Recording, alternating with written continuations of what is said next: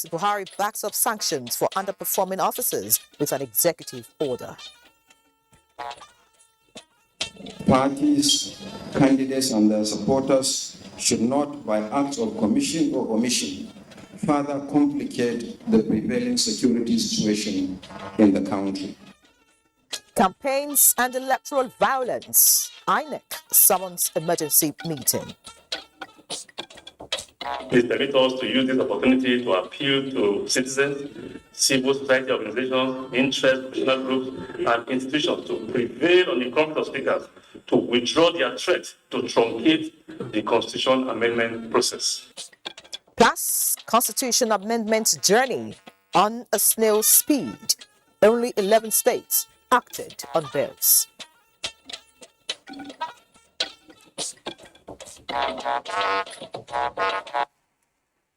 Hello and welcome to NTA Network News. I'm Henry John and we're live in Abuja.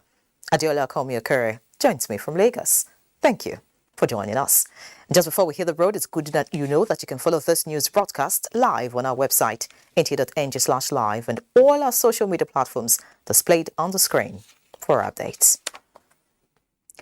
A culture of accountability and transparency in the pursuit of good governance and effective service delivery to Nigerians has been formally institutionalized.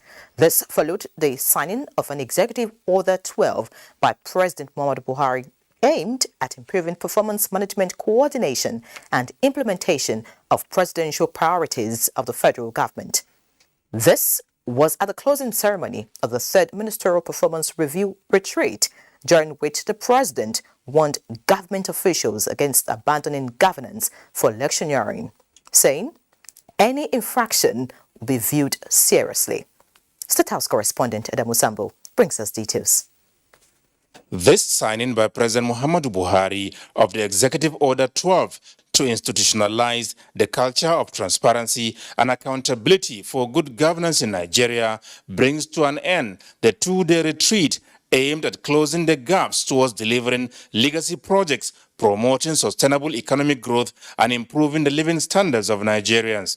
And as the President says, it has been a well-spent 2 days of reflection and lesson learning aimed at reviewing progress and agreeing on key actions that will ensure that his administration finishes well. From the assessment report and discussions at this retreat, it is evident that we have made appreciable progress through collective efforts in setting the nation on the path of sustainable development while improving the well-being of our people.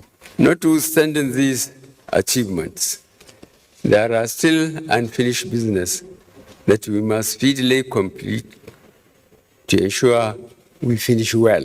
We must, therefore, endeavor to close every gap in our implementation efforts to ensure the attainment of set targets by 2023.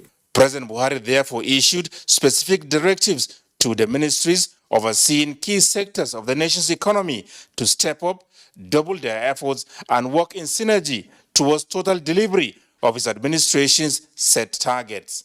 The retreat, he says, helped everyone to clearly identify what needs to be done and how best to get it done as the administration begins winding down. Let me use this opportunity to appeal to the National Assembly to fast-track the consideration and passage of key legislative bills as agreed during the panel session. This will serve as our collective legacy towards entrenching key reforms that will serve as a springboard for the next administration.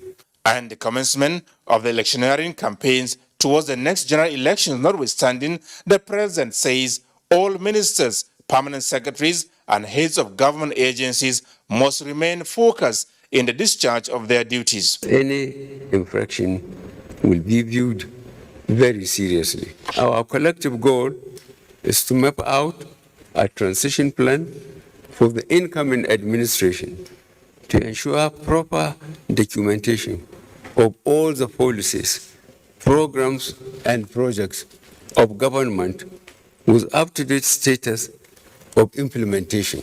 During the closing ceremony, Finance Minister Zainab Ahmed gave an overview of Nigeria's National Development Plan.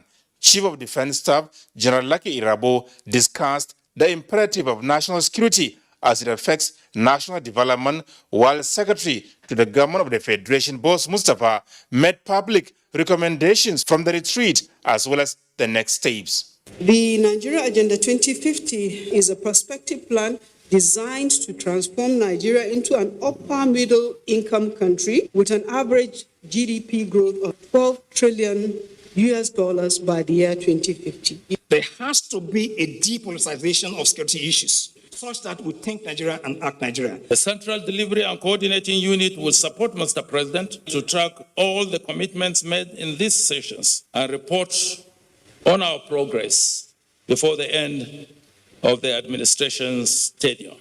Former President of the Republic of Kenya, Uhuru Kenyatta, who was the guest speaker at the opening of the retreat on Monday, was on hand to witness the closing ceremony in solidarity with the Nigerian leader. From the State House, Adamu Sambu, NTA News. Meanwhile, the Minister of Information and Culture, Lai Mohammed, will unveil the President Muhammadu Buhari administration scorecard series from 2015 to 2023 on Wednesday, October 19, 2022, at the National Press Center, Radio House, Abuja, by 10 a.m. The Minister of Works and Housing, Babatunde Raji Fashola, will make the first presentation on the achievements of his ministry. Now heading to the National Assembly. The National Assembly says it is disheartening that out of the 36 state assemblies, only 11 have considered and voted on the 44 constitutional alteration bills transmitted to them. The National Assembly Joint Committee on the Review of the 1999 Constitution stated this at the committee's joint briefing. Ignatius Nko reports. On the 1st of March 2022, the National Assembly voted on 68 constitutional alteration bills. 44 were passed by both chambers of the National Assembly. On the 29th of March, 44 of those bills were transmitted to state assemblies. 24 state houses of assembly are constitutionally required to pass the bills, but 6 months after, only 11 states have considered and passed them. The Joint Committee attributed the delay to the position of Conference of Speakers of State Houses of Assembly, which insisted on the inclusion of 4 bills, including state police. State police. 2. A bill to establish state judicial council. 3. A bill to streamline the procedure for removing presiding officers of state houses of assembly. And 4. A bill to institutionalize legislative bureaucracy in the Constitution. It is legally and constitutionally inappropriate for the Conference of Speakers to use the 4 bills as a key to go to act on the 44 bills the National Assembly has transmitted. At this point, the Constitutional Review Committee made an appeal to Nigerians. Please permit us to use this opportunity to appeal to citizens, civil society organizations, interest groups, and institutions to prevail on the grounds of speakers to withdraw their threat to truncate the constitutional amendment process. We would like to commence the process of making sure that the authority for local government, the authority for the judiciary, and the authority for our legislature is actually approved.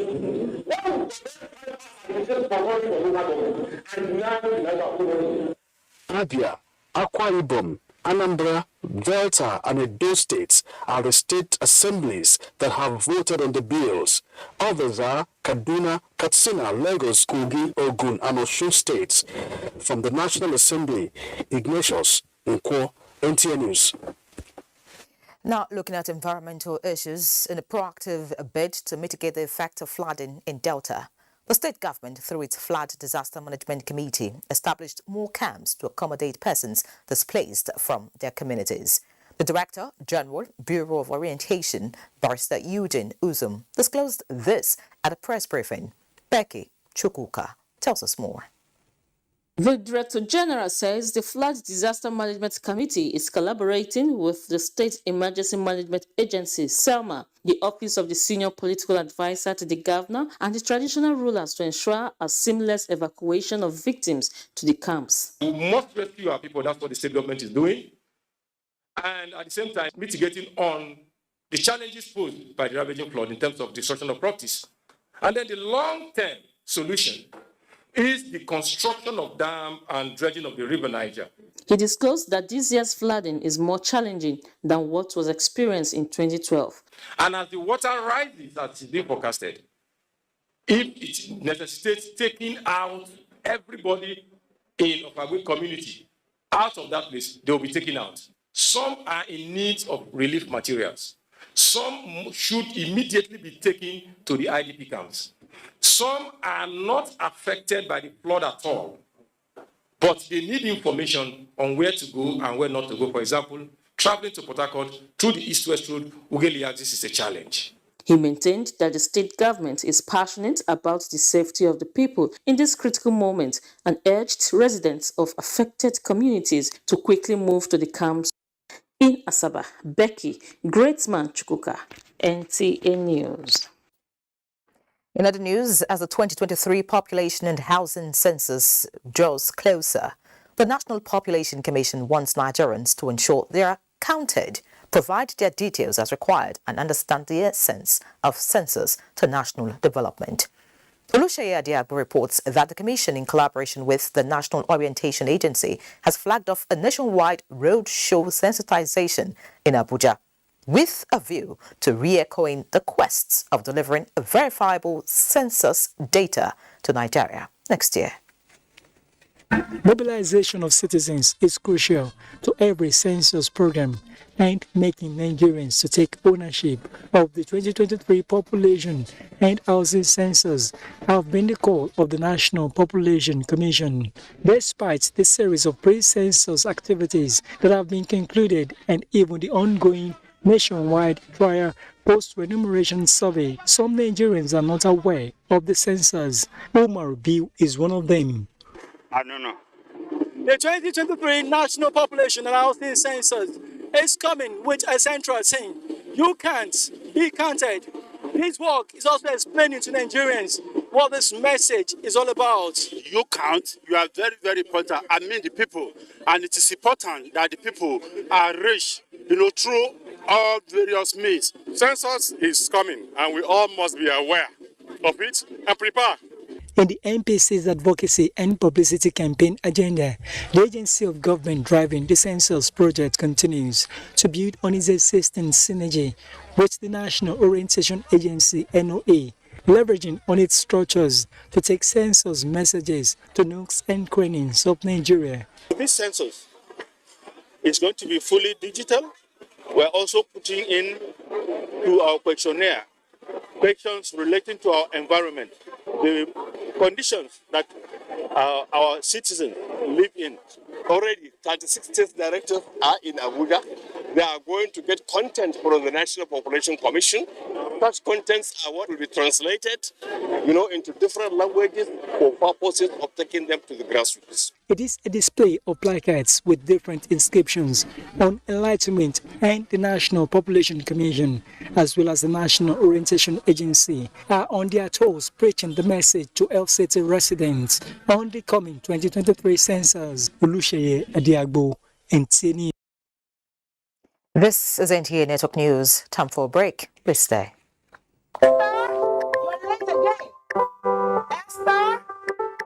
She's a wandering light in the darkness. She's beautiful. Oh, she's a superstar. She never let her number down. She's beautiful.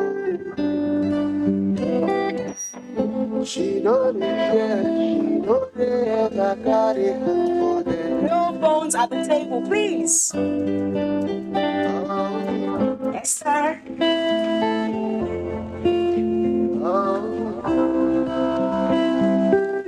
I love you too.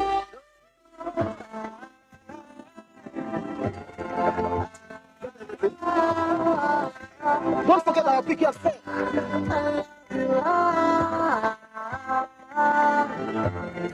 Airtel, the smartphone network. The education tax, of which we do that on behalf of, the TED fund.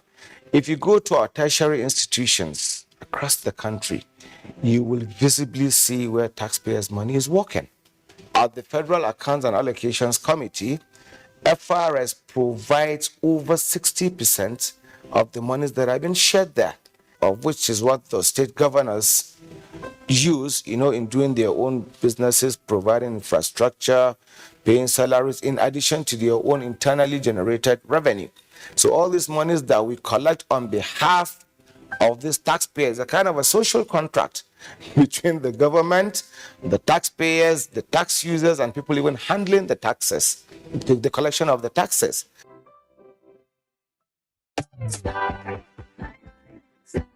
With your money, you don't need to worry. Them no go fit to scam you. And you don't need to like any transaction you go fit to perform. You don't even need smartphone. Oh. You don't need that.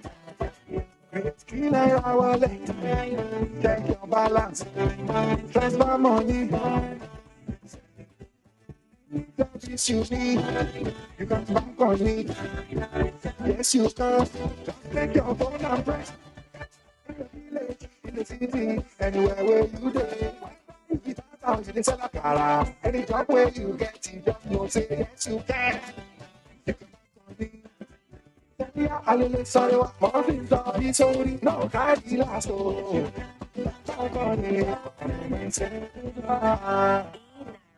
Same Naira, more possibilities.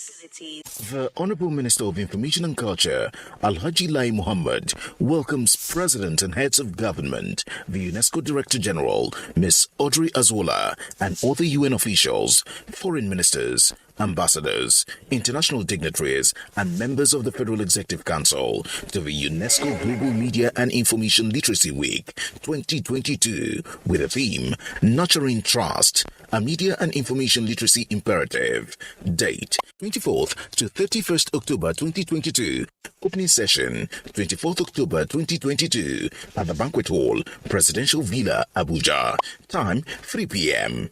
The other sessions of the Global Media and Information Literacy Week 2022 will take place at the Transcorp Hilton Hotel. Special guest of honor, His Excellency Muhammadu Buhari GCFR, President, Federal Republic of Nigeria. Mrs. Lydia Shehu Jafia, MNI, Permanent Secretary, Federal Ministry of Information and Culture. Announcer. Honorable Minister of Finance, Budget and National Planning, Mrs. Dr. Zainab Shamsuna Ahmed, CON, invites all heads of federal government ministries, departments and agencies, media practitioners and other relevant stakeholders to a public presentation and breakdown of the highlights of the 2023 budget proposals laid before the National Assembly by President Muhammadu Buhari, GCFR. Date, Wednesday, 19th October 2022. Time, 10 a.m. prompt. Venue, Main Auditorium, Federal Ministry of Finance, Budget and National Planning. Ben Akabueze, Director General, Budget Office of the Federation. Announcer.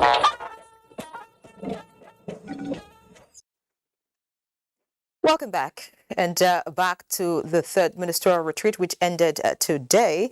In a goodwill message at the retreat, presidential candidates of the All Progressives Congress, APC, Bola Ahmed Tinubu, commended the present administration for making historic progress despite the challenges of COVID-19 and the global economic shocks occasioned by the Russian-Ukraine war. The Buhari administration considers the ongoing ministerial retreat as an opportunity to take stock and consolidate on the gains of previous years, as well as finish strong in the delivery of legacy projects and programs of government. Moving on, President Muhammadu Buhari sent warm felicitations to former head of state, General Yakubu Gowon, on the occasion of his 88th birthday. President Buhari notes the dedication of the former head of state to pursuing unity, peace and progress of Nigeria, West Africa and the African continent, playing a major role in the structural, economic and social growth of the country and paving way for a regional bloc, Economic Community of West Africa States, ECOWAS. The president rejoices with General Gowon on his 88th birthday knowing that most of his years, which include working as a military officer and head of state, were committed to building the nation with policies like the creation of states, National Youth Service Corps, and rehabilitation, reconstruction, and reintegration, forming the core for inclusive development. Nigerians have been urged to own the fight against crude oil theft and pipeline vandalism. Group Chief Executive Officer, NNPC Limited, Mele Kyari, made a call at the ongoing Pegasus Energy and Labour Summit in Abuja. Kyari, who noted that perpetrators collude with experts to defraud the country, says no one will be spared if found complicit in the ongoing fight against crude oil theft. Lydia Sampson completes the story. Group CEO of NNPC Limited, Mele Kyari, was a unionist who in the past aspired to be Pengasson president. That dream was not realized because he was defeated at the election. However, the Petroleum and Natural Gas Senior Staff Association of Nigeria, Pengasson, agree Mele Kyari is still a comrade at heart. Naturally, the group CEO's presentation on issues bedeviling the industry was a frank talk between persons on the same page. It means that, we must supply energy to this country in all its forms: power, petroleum products, and of course also provide the resources that are required to build even the new energies that we are talking about, the energy transition. So it's all encompassing. And until we arrest the current situation of theft and abandon actions, it's very difficult to take the next step. And I'm happy to also share with you today that monumental progress has been achieved. His analogy of issues resonates with Benga Komolafe, CEO, Nigerian Upstream Petroleum Regulatory Commission, and the president of Pengasson, Festus Osifu. Nigeria has the chance to leverage the energy transition to lead in the creation of renewable energy businesses that will help to meet the growing energy demand on the continent and create new revenue streams and jobs. What are those things that we need to do today? What are those things that we need? What are the skill sets? What are the trainings we need to do today, or we need to start inculcating today in order for us to still remain relevant tomorrow? They decry pipeline vandalism and crude oil theft, which is threatening energy security in the country. They insist the narrative must change for good to hasten the provision of energy security for the teeming populace. In Abuja, Lydia Sampson, NTA News. Now talking politics, the engagement of presidential candidates by northern pressure groups has ended with meetings of two other presidential candidates to discuss issues of national interest. The session hosted presidential candidates of the ruling All Progressives Congress, Ahmed Bola Tinubu, and that of Labour Party, Peter Obi. Umar Ajinge reports. It was an interactive session which began with the APC presidential candidate Asuwaju Bola Ahmed Tinubu. Northern elders raised issues of security, economy, agriculture and power. While responding to these issues, the presidential candidate said addressing them is key to national growth. He said it will require collective effort in solving them. Ahmed Bola Tinubu believed the country can be out of the present situation. All is needed is a pragmatic leader with political will. What I am bringing to the table, a good experience, can-do attitude, thinking and doing it. Our economic plan, we utilize the vast natural resources we have through strategic investment in infrastructure, which will lead to the diversification of economy and wealth creation across the country. Presidential candidate of the Labour Party, Peter Obi, told the gathering that Nigeria is blessed with both human and natural resources. All is needed is a leader who understands the dynamics of globalization. He said the nation's unity in diversity is a strength and critical to its survival. Nigeria is not breadth of ideas. Nigeria is not breadth of ideas or breadth of manifestos. There's very good reading manifestos. There's very good reading ideas in Nigeria. If you go where they're packed, there are people then. What is the lacking? It is the institutional weakness that is not allowed to deliver them, and the political way. Conveners of the meeting described the engagement as fruitful, which will allow for informed choice of suitable candidate. In Kaduna, Umara Jingi, NTA News. Meanwhile, the National Integrity Movement on the platform of the governing All Progressives Congress is meeting party chieftains ahead of success in the forthcoming general election. Abubakar Akwanga reports. The APC Integrity Movement is mobilizing support of all Nigerians for its candidates as 2023 elections draws near. The latest on its list of consultation is Senator Victor Udoma Eba, where strategic discussion took center stage. Our candidates that emerge irrespective of wherever they come from, we believe they emerge based on their pedigree, based on their integrity, based on their antecedent previously where they have served, right from the distinguished Senator Asuwaju Bola Ahmed Tinubu, which is running mate of all other candidates that emerge, Your Excellency. Your Excellency, we feel this is an opportunity that we cannot afford to allow Nigerians to lose this kind of opportunity. The advantage we have is that we already have an established structure right down to every polling unit in Nigeria. So we have the structure to answer to every development, whether the development is in our favor or not. We have the structure to answer that. And I think that we should begin to go into politics of development. The movement is continuing its mission of spreading tentacles and solidifying structures ahead of victories at all levels. In Abuja, Abubakar Akwanga, NTA News. Back to our earlier report on the goodwill message delivered by Bola Ahmed Tinubu, the presidential candidate of the All Progressives Congress, actually commended the present administration for making historic progress despite the challenges of the COVID-19 pandemic and the global economic shocks occasioned by the Russian-Ukraine war.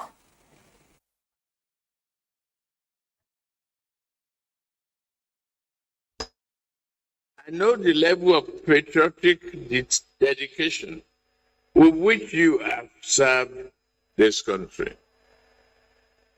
I know the things you have achieved. And listening critically to the laundry list of what was achieved and discussed yesterday, one will definitely realize the depth of commitment that every one of you has made to this country, that you have kept faith with the developmental program of our party. The ministerial retreat was an opportunity to take stock and consolidate on the gains of previous years, as well as finish strong in the delivery of legacy projects and programs of government. As we walk towards the 2023 general elections, a few days after the commencement of campaigns, the INEC chairman, Professor Mahmoud Yakubu, is not comfortable with the manner parties are taking off with the process. He stated this at a training workshop on the technologies to be deployed for the elections in Abuja.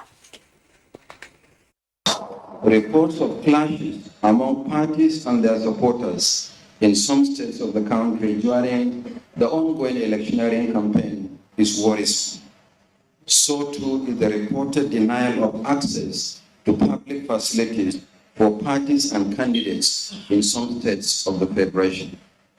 Let me caution parties and their supporters to focus on issues and steer clear of attacks on each other.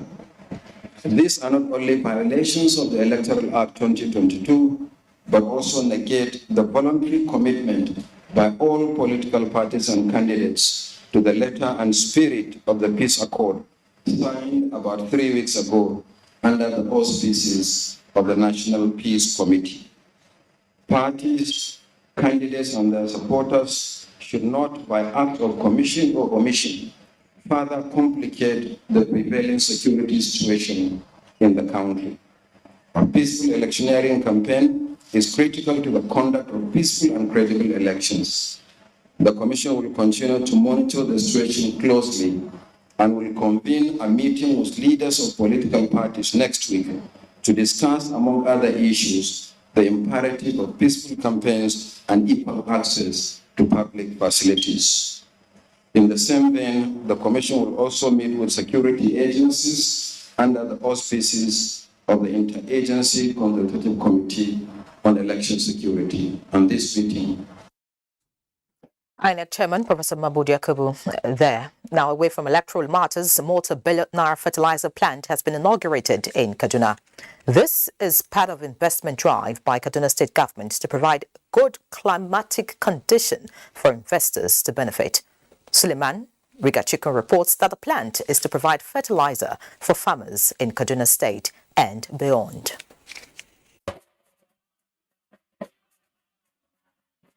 A celebration of the future of agriculture and prosperity of smallholder farmers. OCP Africa, the largest phosphate company in the world, built the first ultra-modern fertilizers blending plant on the 30-kilometer green agro-allied zone along Kaduna-Abuja route. It is the result of bilateral economic relationship between the federal government and Morocco, and among the many direct private investments attracted to Kaduna State under the present administration. Thank you. Kaduna State has comparative advantage in agriculture. We have leveraged this endowment as a priority sector for our investment drive. This effort is still ongoing.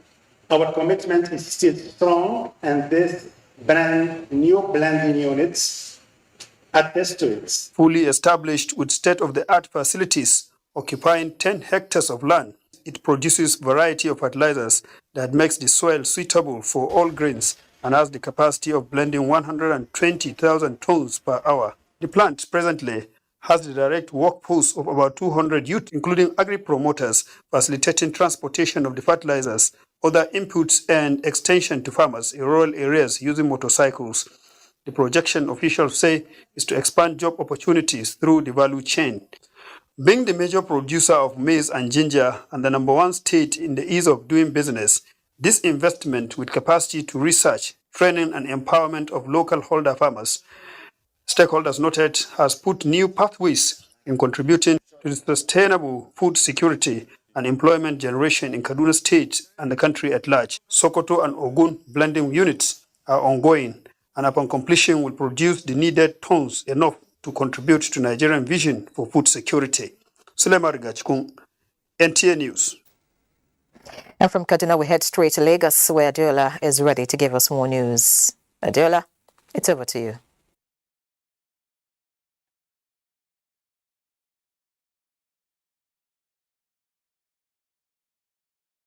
Thank you, Yara. Wife of Nigerian President Aisha Buhari has again reiterated the need for women to be more actively involved in politics as a way of contributing their quota to nation building. She made the call at the 22nd National Women's Conference organized by Committee of Wives of Lagos State Officials. Musa Toliat reports. Of culture. Although the First Lady Aisha Buhari could not be physically present, she joined the conference virtually with a call for women to brace up and participate in active politics. As women, we need to prove our worth and capacity to lead. We should study life generally and strategize more to show Nigeria and Nigerians that women have the capacity to participate in politics. The presence of Rivers State Governor Nyesom Wike at the conference gives credence to the gathering as a melting point for decision makers to sustain discussions on women development across the country. Governor Wike, however, took time to eulogize the performance of Governor Babajide Sanwo-Olu, saying, apart from party affiliation, the continued transformation of Lagos State into an emerging smart city is commendable. Each time we watch on television, we see women who are chief judges of Lagos State. We see women deputy governors of Lagos State. We see women this and that and that. And we said, of course, why would such a society not grow? Governor Babajide Sanwo-Olu, who commended the philanthropic activities of council, took a swipe at those who hide behind Lagos for Lagos movement, saying the desired greatness of Lagos State remains a collective responsibility, hence there should be no ethnic sentiments across the state. This year, You are being called to emerge into a bigger and to a better vision, not only for yourselves, not only for your family, but indeed for the nation. The world is indeed in need of solutions, and as women, we owe it to ourselves to emerge into better versions of ourselves as we spring forth and keep pushing forward to make a positive difference. The theme of the Women's Conference is Spring Forth, Stand Out. In Lagos, Musa Toliat, NTA News. Making and enforcing economic-friendly policies with conducive business environment is all that is needed for Nigeria's pharma industry to compete favorably with those elsewhere. Annie Daniels reports that pharmacists and medical practitioners said this at the 6th Nigeria Pharma Manufacturers Expo in Lagos. The COVID-19 pandemic was a great reminder to the global community and countries to look inwards and prioritize their local pharma manufacturing sector.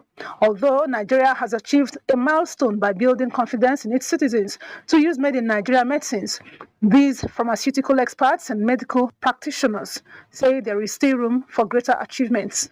If you are not manufacturing locally, then other parts of the world will mop up your drugs and your vaccines, and you'll be left hanging.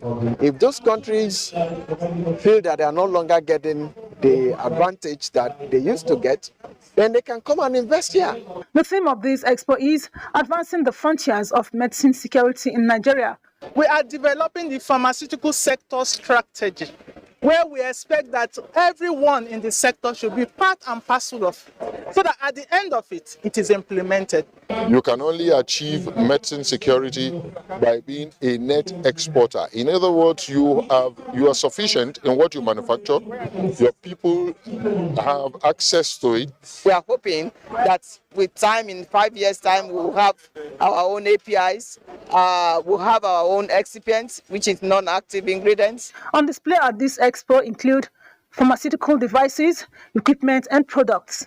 The other material that we use in pharmaceutical production, we don't have the industry to produce them here. This exhibition is a good showcase for Indian firms who have the capacity and capability to deliver turnkey projects in manufacturing of pharmaceutical products. Pharmacists here agree that providing adequate economic-friendly environment and government policies is all that is needed to grow Nigeria's pharma industry. In Lagos, Annie Daniels, NTA News. We're through with our beat from Lagos, but do not forget to follow this news broadcast live on our website at nta.ng/live and on our other verified social media handles displayed on the screen. Let's pause here for a break now. We'll be right back. Of taxation at the end of the day is to be able, is for the government to be able to provide certain goods and services that are usually called pure public goods that can only be provided by government. So one of the most important functions of government is maintaining law and order, providing property rights, ensuring Nigeria is fully represented in the community of other countries. And because of this, obviously, you need money to do these things. So how does government get money? It is through taxation. My son Aiden wants to be a great actor like me. How did I do? You did great. A couple of years ago is when his acting began. Think you can play? Yes. Yeah. I take him to auditions and give him Twisco, our family favorite. With the right support, my boy is going to be a great actor. You get the role! Give your kids Twisco to support their big dream. Twisco, power your dream. We don't like to eat better, more nutritious meals, more veggies, but we want it tasty and easy too. No cubes, that's the secret. Made with real ingredients like chicken, parsley, and garlic, and enriched with iron, so your meals are better for you and more delicious too. That's the cocoa. Let's give it some accolades.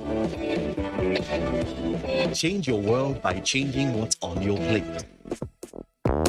The Road Infrastructure Tax Credit Scheme is one of the innovations of this government in order to encourage investment in critical infrastructure. We have the one that NNPC is handling. There are 21 roads spread across the 6 geopolitical zones that are being handled. So this is a very important scheme. It's leveraging on the capacity of the private sector to be more efficient in project delivery. And I'm sure that by the time some of these routes become operational, it is going to improve the competitiveness of Nigeria's economy and in the end reduce our imports.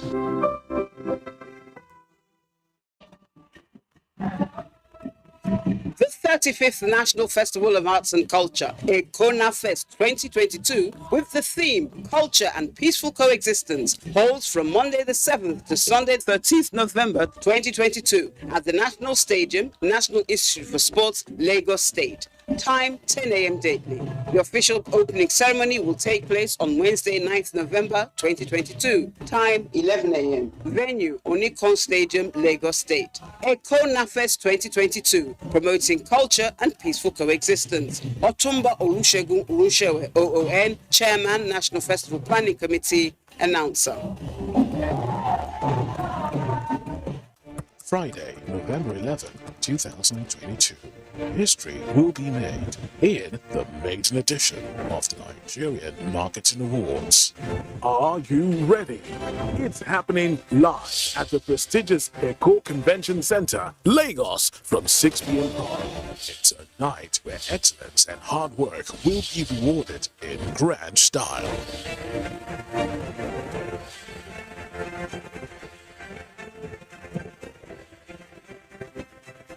Be a part of this amazing experience. Save the date.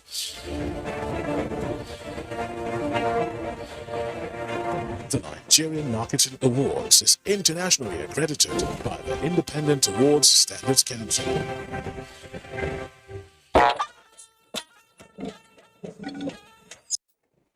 Welcome back. Monitoring and intervention of disasters from every part of the country will be made easier for the National Emergency Management Agency, NEMA, with the inauguration of digital equipment donated by King Salman Humanitarian Aid and Relief Center. Director General of the agency, Mustafa Habib Ahmed, said with the aid of the equipment, field workers can now be properly coordinated for enhanced disaster management. Ilyasu Yakubu reports.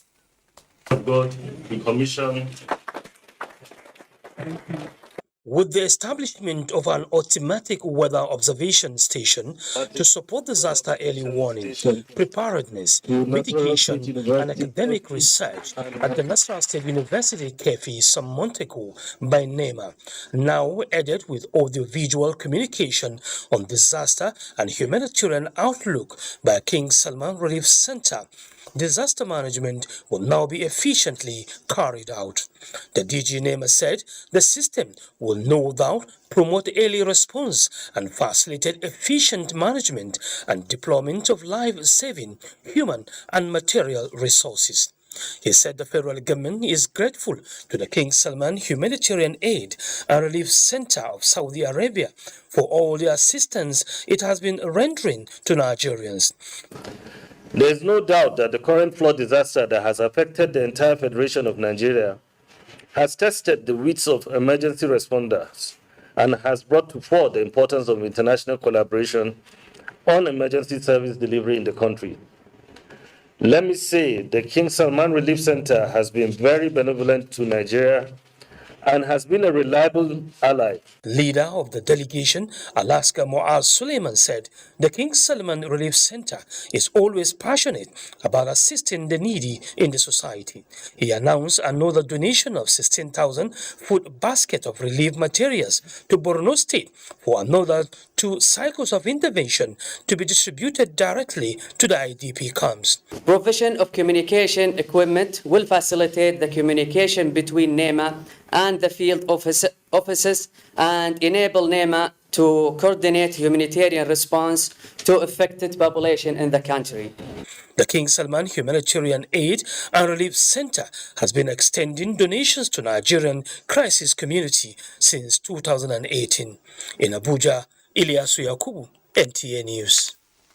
In other news, more than 20 Benin bronzes stolen from ancient Benin Kingdom in Nigeria are on their way back home to Nigeria.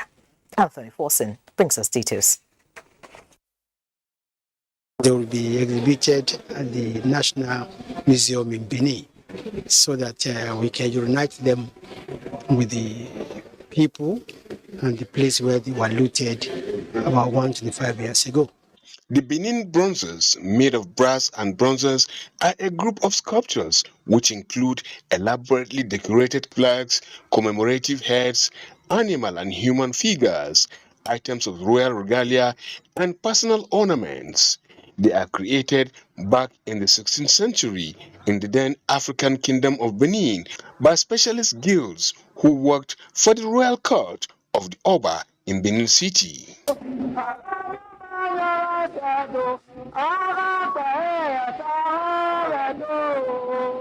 In October 2021, Information and Culture Minister wrote to the British Museum requesting for the return of the Nigerian antiquities.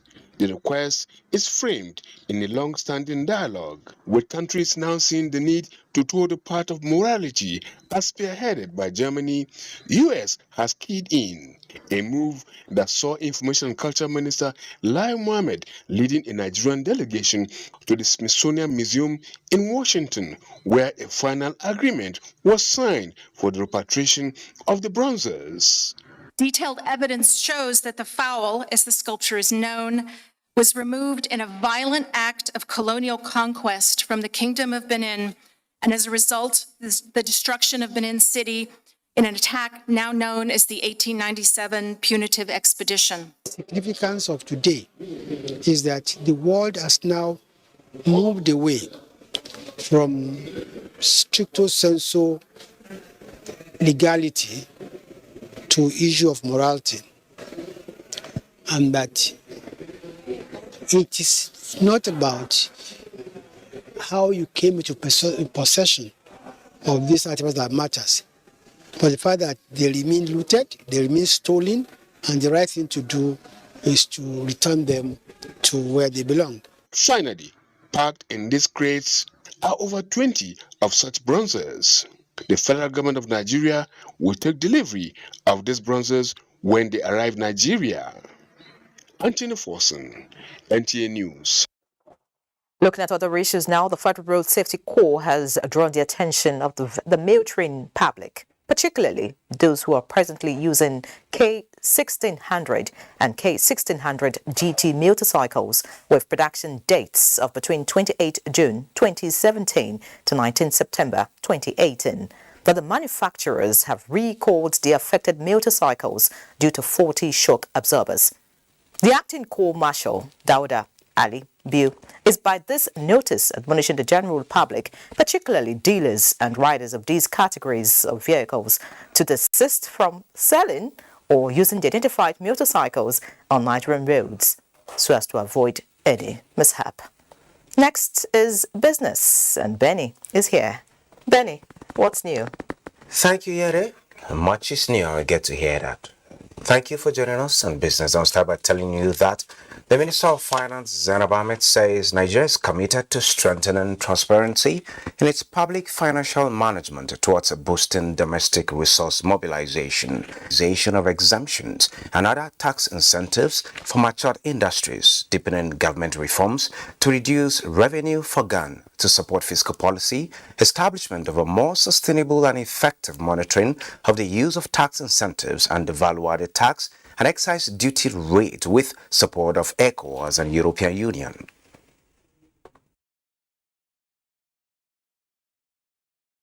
The tax expenditure that the federal government has been given has encouraged industries, manufacturers to stay afloat even with the COVID pandemic, and also to say that they have been able to keep their staff. The ratio tax to GDP is very low in Western Africa, so it is very important for the ECOWAS member states to be able to mobilize more taxes and also, of course, to be able to follow, monitor, evaluate this use of the taxes. Particularly here in Nigeria, the government is giving most of the time a lot of incentive and giving also subsidy to a lot of things. And this process needs to be assessed properly. And on the capital market, Nigerian stocks record a fall of 2.16%, which amounts to 545 billion naira at the close of trading today. A total of 420.2 shares in 3,486 deals, corresponding to a market value of 3.6 billion naira, were traded, compared with the previous NGX trading day. Today's data shows 205% improvement in volume, 16% decline in turnover, but 8% improvement in deals. The current market capitalization of the market is 24.7 trillion naira. CWG, GT Co and Zenith Bank tapped in volume.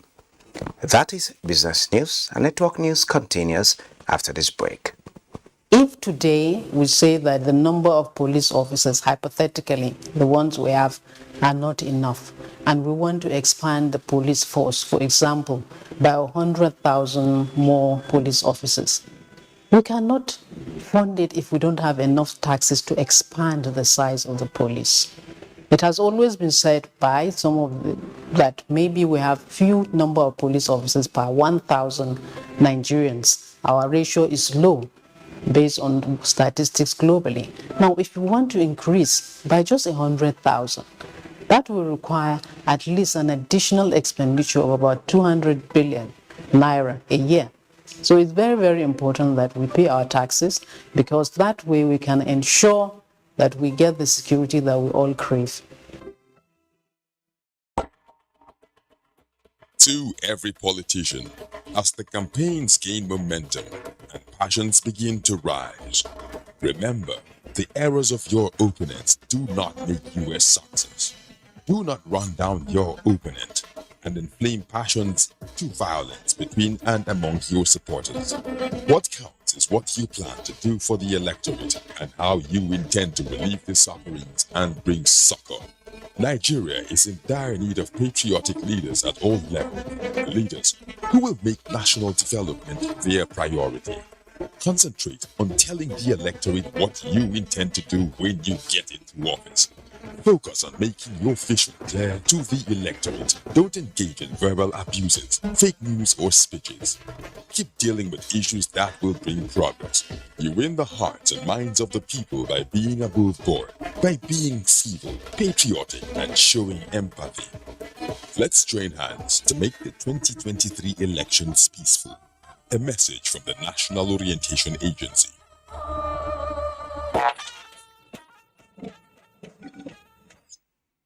Let's have a bit of sports now with Gift George as our guide. The two Nigerian club sides in the 2022 CAF Confederations Cup have been drawn against two club sides from Libya in the playoffs round. After the draws made by CAF on Tuesday, Rivers United will meet Al Nassr, while Plateau United will take on Al Akhtar. In women's football, after beating Chile by 2-1 on Monday at the ongoing FIFA Under-17 Women's World Cup in India, Nigerian Flamingos will now face USA on Friday in one of the quarter-final fixtures. To Taekwondo, the 93rd International Taekwondo Master Course, organized by the Taekwondo World Governing Body Kuki One, has ended at the Indo Sports Hall of the National Stadium, Lagos. The 4-day program, which featured about 150 Taekwondo practitioners from 10 countries, provided the opportunity for them to get upgraded on the modern techniques in the sport and also be certified by the Taekwondo Grandmasters from Korea. Enhance the coach's capacity and also put us at the same level like other masters. In Scrabble, Nigerian Scrabble players going for the African Championship in Zambia are expected to be on top form after featuring at the just concluded Grand Slam Championship, which ended in Lagos. The maiden edition of the 4-day International Grand Slam competition featured 28 players from 7 countries, including host Nigeria. 2015 World Scrabble champion Wellington Jegere emerged overall winner. The fact that we have a lot of international players here at the Grand Slam playing with the top 20 rated players in Nigeria, it says a lot. Still on Scrabble, Nigeria's team to the 14th African Scrabble Championship left the country Tuesday for Zambia to take part in the competition. Team Nigeria, made up of 20 players and 3 officials, will be going to the tournament as defending champions and 12-time African champions. We have 100% opportunity of winning.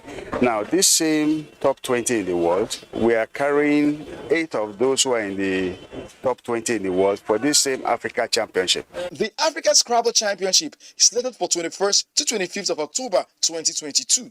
With Sports Update, Gifts George. It's been quite hot in Abuja these days, but let's be sure what tomorrow will look like as we take a quick peep at the weather outlook for Wednesday. Hello, this satellite imagery shows haziness across most parts of the north, as reports records visibilities of 2,000 meters over Katsina and Kano, while 4,000 meters over Zaria. This haziness with spells of sunshine and continued dryness is expected to persist over the northern region throughout Wednesday. A cloudy atmosphere is expected over the central and the inland areas of the south, with possibilities of morning thunderstorms over the coastal belts. Going into the afternoon and evening hours, there's a decent chance of thunderstorms over the south, north central, and parts of Taraba states. I leave you with air quality index and weather forecast across some selected cities. I'm Theodora Item. Thank you for watching. I want to thank Theodora for that update, and that concludes NTA Network News tonight. Many thanks for watching, and please remember that rape is a crime. Do the needful. I'm Yen Ray John. Have a good night.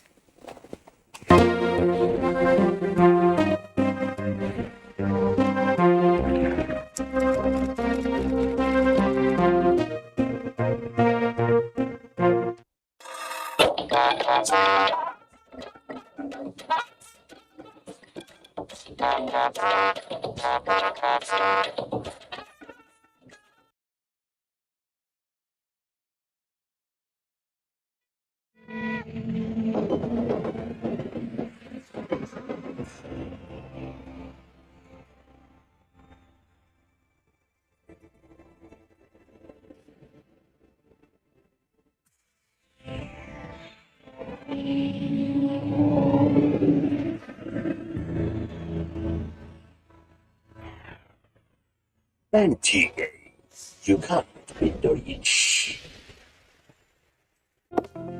Although social media as a channel of communication is inherently harmless, it becomes harmful and damaging when used without discretion and thoughtfulness. Bad social media users spread rumors and fake news without verification. But good social media users stop, reflect, and verify information before sharing it. Be a good social media user. Stop the spread of fake news. Verify the authenticity of your source and use social media responsibly for a better Nigeria. This message is brought to you by the Nigerian Television Authority, NTA, in collaboration with the National Orientation Agency.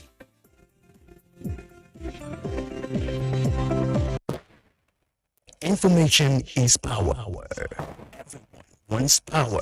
To feel powerful with the NTA News Mobile app, the one-stop information center, real news at your fingertip. Be the first to report by uploading first-hand information on the U-Report link, and be the first to know by simply clicking on any of the links on the sidebar for headlines, domestic and foreign news, economy, security, politics, sports, and more.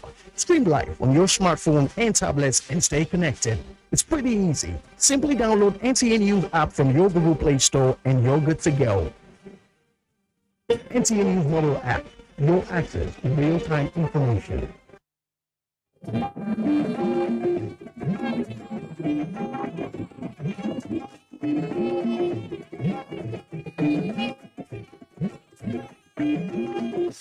The This is the network service of the NTA.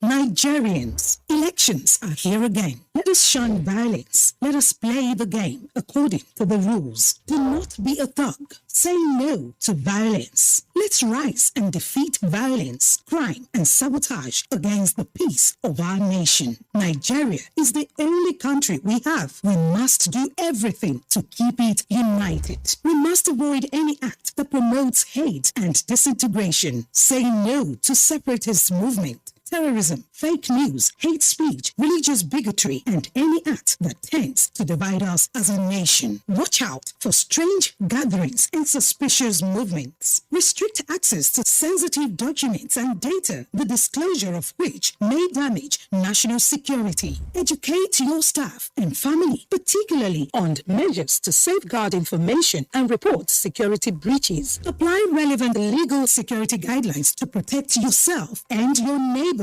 Due to misinformation and wrong choices, some idle persons resort to vices in their greed to get rich quick. They resort to kidnapping, killings for rituals, and other heinous crimes. Avoid wrong use of the social media. Before you broadcast that false message, think twice. Ask whether it will promote peace or violence. For safety at home, still be security conscious. Educate your household on safety tips. Report all suspicious movements and persons to the security agencies nearest to you. Be a good citizen. Be patriotic. To pass security information, please call 0813-222-2105, 0915-339-1309, 0908-837-3514, or send a mail to dsspr@dss.gov.ng. This message is from the Department of State Services, DSS.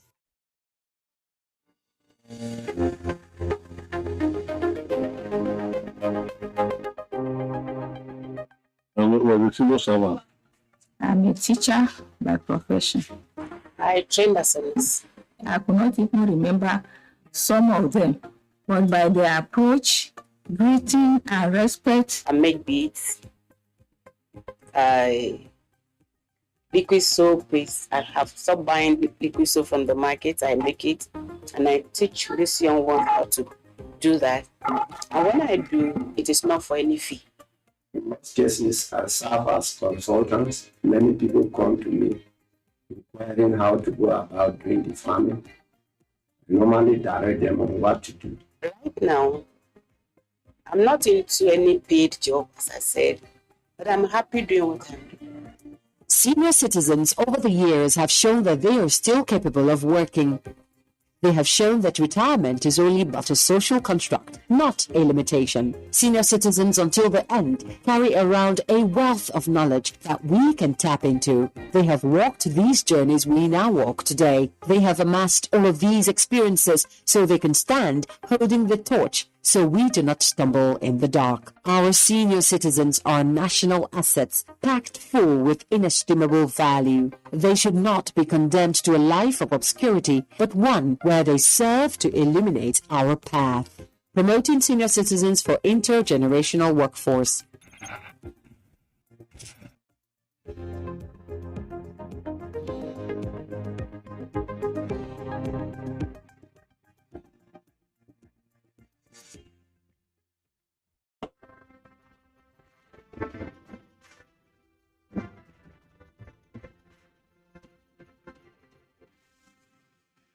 Hello everyone, I'm Nnamdi Odipo. We are in Abuja. Welcome to The Ballot.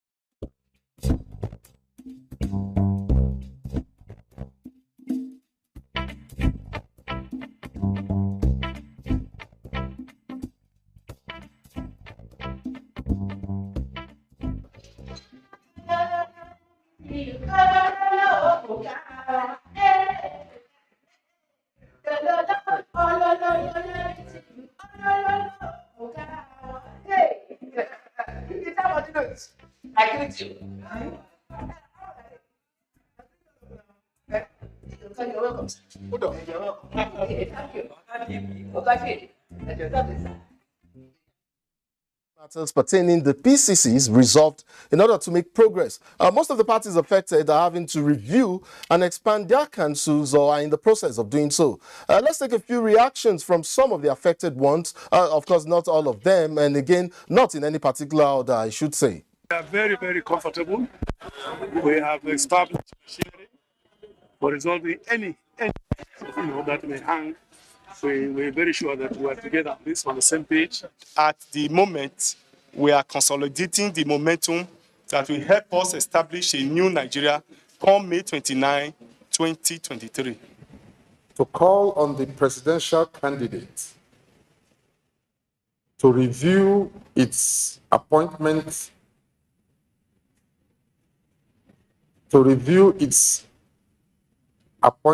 of members of the Presidential Campaign Council and other advisory appointments to make it all inclusive. Meanwhile, we are used to parties making claims, some realistic and within reach, while some could very well be outlandish and ludicrous. This electioneering season is no different, as parties have already begun to lay claims to votes that they believe to have in the bag, or so they say. While the confidence of the ruling APC is buoyed by its last victory at the 2019 presidential election, the People's Democratic Party has repeatedly reminded anyone who cares to listen of the 11 million votes it got in the last presidential polls. And now we hear the new but not so new kid on the block. The Labour Party is laying claims to at least 15 million votes. There are 34 million Nigerians on social media. I'm telling you, our research shows that 60% of these people have PVCs. Over 50% of them are obedient. So, without taxing, we have to go from a minimum of 15 million votes. I am sure the parties may feel inclined to laying claims as well. That is well within their rights of freedom of speech. But is it a bragging right that they can actually live up to? And of course, that goes for all of the parties. Let's see if my guest is in the vote in the bag kind of mood. He is Dr. Rabiu Musa Kwakwanso, presidential candidate, New Nigerian People's Party. Welcome to the ballot, Your Excellency.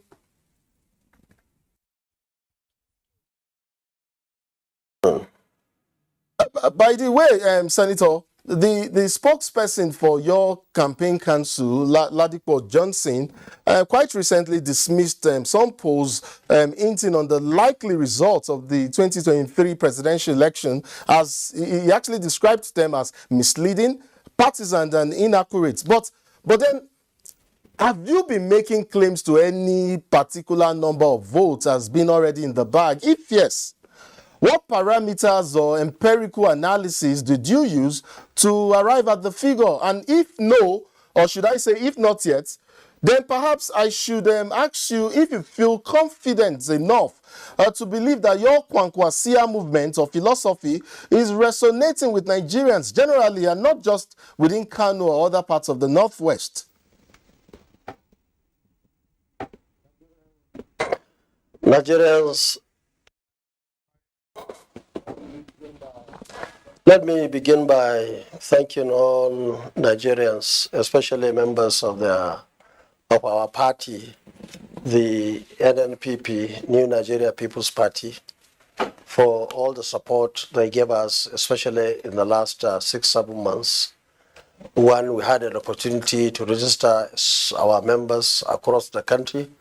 We are the first and at stage only political party that submitted our list of registered members in the country. And also thank our colleagues, my colleagues, the candidates right from the state assembly to presidential, for finding our party worthy of contesting election under. And I'm so happy that in the last couple of months, I had an opportunity to go around the country. In fact, in northern Nigeria today, we have only 2 or 3 states that we have not officially visited. And of course, in the south, we have done so many states.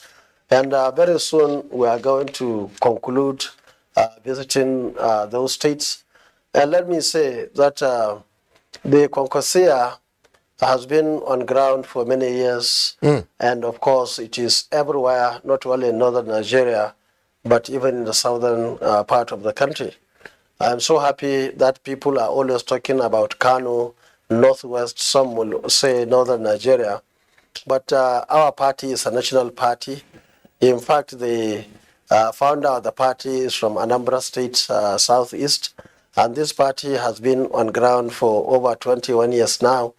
And I'm so happy that like wildfire, when we started, this party for us is #1 party today in this country.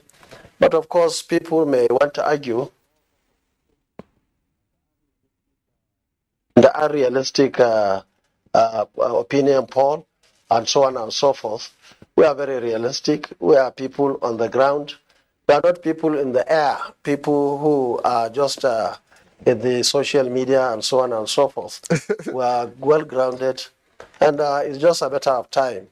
And let me say that yes, we are always very happy for people who decide to underrate us, even though the reality is always coming up now. People believe that we are the party to beat, especially that the 2 or 3 parties that we have in this country have all reached their peak. There is nothing they will do or say to make them any higher than they were or they are today. It is only the NNPP that is getting its momentum now. Whatever they lose, we gain. It is the only very peaceful and of course successful party as we stand today. So we have our practical way of measuring the popularity of our party vis-a-vis other political parties. But I'm happy to say that when we started 6-7 months ago, nobody was giving us any chance in this country. There are so many people who believe that nobody could start any party thing other than the PDP and the APC and bring it to this level. So we are very happy, and we are not in a hurry to go and say we are #1 or #2 or #3. We know who we are. I was actually hoping I could pin you down on the figure, but Your Excellency, I can see that You're determined to avoid mentioning any particular figure. And of course, I can understand that. But I must confess that I have not been able to lay my hands on a hard copy of of the NMPP manifesto. But I have been watching and listening to you. I mean, you've been addressing your supporters from Lagos to Kano and other parts of the country, like you have mentioned. You have been quite, quick on your feet, I must say. You have promised a new direction and a new Nigeria. And that speaks to the core issue of ending poverty. But please, tell me how you plan to end poverty in a vastly non-manufacturing country with a rising debt profile, depreciating currency value, a growing budget deficit, and a place where insecurity is still an issue, while power generation and transmission are not meeting the desired target. I'm sure you can go on and on and on what are not on the ground, but I can tell you confidently that I have been facing such challenges in the past, and we were able to overcome the challenges of that time. And that is why I equally believe that given the opportunity, all those issues that are on the ground, we should be able to sort them out. Also, Your Excellency, also, because belief will not get us there. Yes, that's what I'm giving you. You see, in 2023, all the candidates should put their achievements on the table for Nigerians to see. That's why I was just trying to tell you that I am well experienced in the civil service. I have 30 years experience today in politics. Beginning from 1992 when I was Deputy Speaker, House of Reps to date, I have been to almost everywhere. And I'm happy to say that with the capacity and integrity, determination and commitment, we are able to make success in each and every position we found ourselves. That's why I was trying to tell you that in 1999, Kano was in a total mess with a lot of debt from the military. But for 4 years, my first 4 years, I was able to settle all the debt and, of course, did all the programs and projects out of our resources, out of our means, to the extent that when I lost the election in 2003, I left Kano with zero debt. The same thing after 8 years, I went back to Kano and my successor borrowed hundreds of millions of US dollars from World Bank and so on and so forth. And at the end of the day, for the 4 years I was governor, I was able to settle that bill and left Kano with zero debt. So the issue of debt is not unknown to me. And I can tell you confidently that anybody who says there is no money in this country, either as a governor or even at national level, maybe they don't know. Of course, it's not going to be easy. A lot of hard decisions must be taken, just like we did in Kano, to handle the issue of the debt, to also handle the other vices that we see today in this country, ranging from the issue of insecurity, the issue of the economy, the issue of education, infrastructure, and so on and so forth. So for me, it's not a new thing. It's a known terrain to inherit apparently, issues you're relying and sort on them out. experience. Senator, you're relying on experience, and if we are speaking honestly, you have been part of our political system for quite some time now. I mean, since your days in the SDP in 1992, and even as a federal representative at that time, I believe it was Madobi Federal Constituency, if I do recall. You have since moved on to becoming a governor, a minister, now a senator. I mean, well, a senator and now a presidential candidate, just so I get it right. Successfully this time after several attempts in the past. So you have been there in terms of experience. Yet, that begs the question of what changed in all of the areas. Well, you did mention that, but what do you want in terms of the vast majority of Nigerians having to put their trust in you to take them on the path that this rather struggling giant should be? What assurance are they getting that, look, you're looking beyond experience alone, because our realities have changed since all of these past accolades and accomplishments that you did in Kano and elsewhere in the past?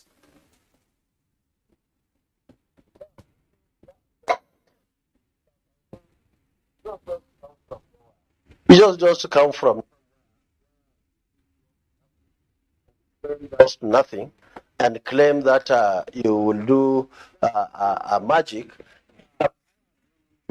I have been in the field. I have been very current. I have been moving with time.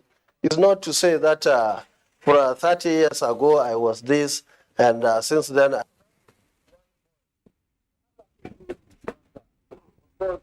I was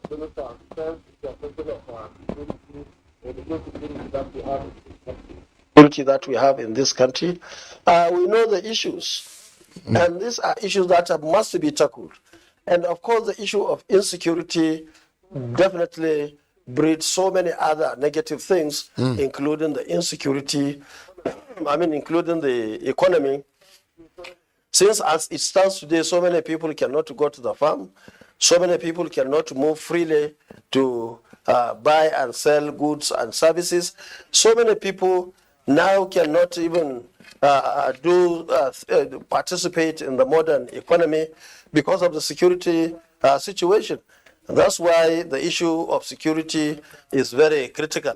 And I am happy to say that I'm very conversant with the military and, of course, other security agencies when I had an opportunity to serve as governor and, of course, as Minister of Defense. And first and foremost, I'm happy to say that anybody who is is aspiring to be president of this country, and any country for that matter, should ensure that is very conversant with those institutions, and of course the military itself is confident and of course has confidence in that particular person as the commander-in-chief. And that person must be somebody of integrity and capacity. You see, some of the issues that we are seeing today at all levels of government are issues. The capacity is very important. If you cannot do anything or you cannot do something, then you cannot do it. And that's why even to select the best brains, best hands to handle issues in the security area and other places in this country, they are very critical. So I am happy to say that we have in our blueprint the details of what we are going to do in terms of the military and other security agencies to bring peace and sanity in this country within our first 1 year. And also, I'm happy to say that we have worked over some time now with the security on the ground when people will be freely to move with, in this country. That will help people from elsewhere to come and invest in our economy. That will encourage Nigerians themselves to invest in our economy. And of course, that will help in ensuring other requirements of economy are being put in place, especially the issue of power that you mentioned, the issue of other infrastructure, which we are going to work with Nigerian contractors, both people from within the country and those who came, our friends, contractors who came from elsewhere. Now we'll come out with details of what should be done so that our infrastructure within the shortest possible time are being repaired without necessarily but of course, I intend to grab a copy of your party's manifesto, but I think it's even more important for Nigerians to understand the workings. I mean, your plans, your development blueprints for the country. I very much, but for lack of time, I was hoping we could talk about specific issues of realigning our federalism, revenue and resource control, as well as issues of the environment environment and pollution as well. But unfortunately, we're fast losing time. We're not done with you yet, Your Excellency. We intend to have you help us tick some boxes, some policy issues. But just before that, I'd like to give you some breather. If you have a glass of water there, please sip please have some water. I noticed you were coughing a couple of seconds ago. So please, let's just take a couple of seconds to give you a breather, and we will be back to tick the boxes.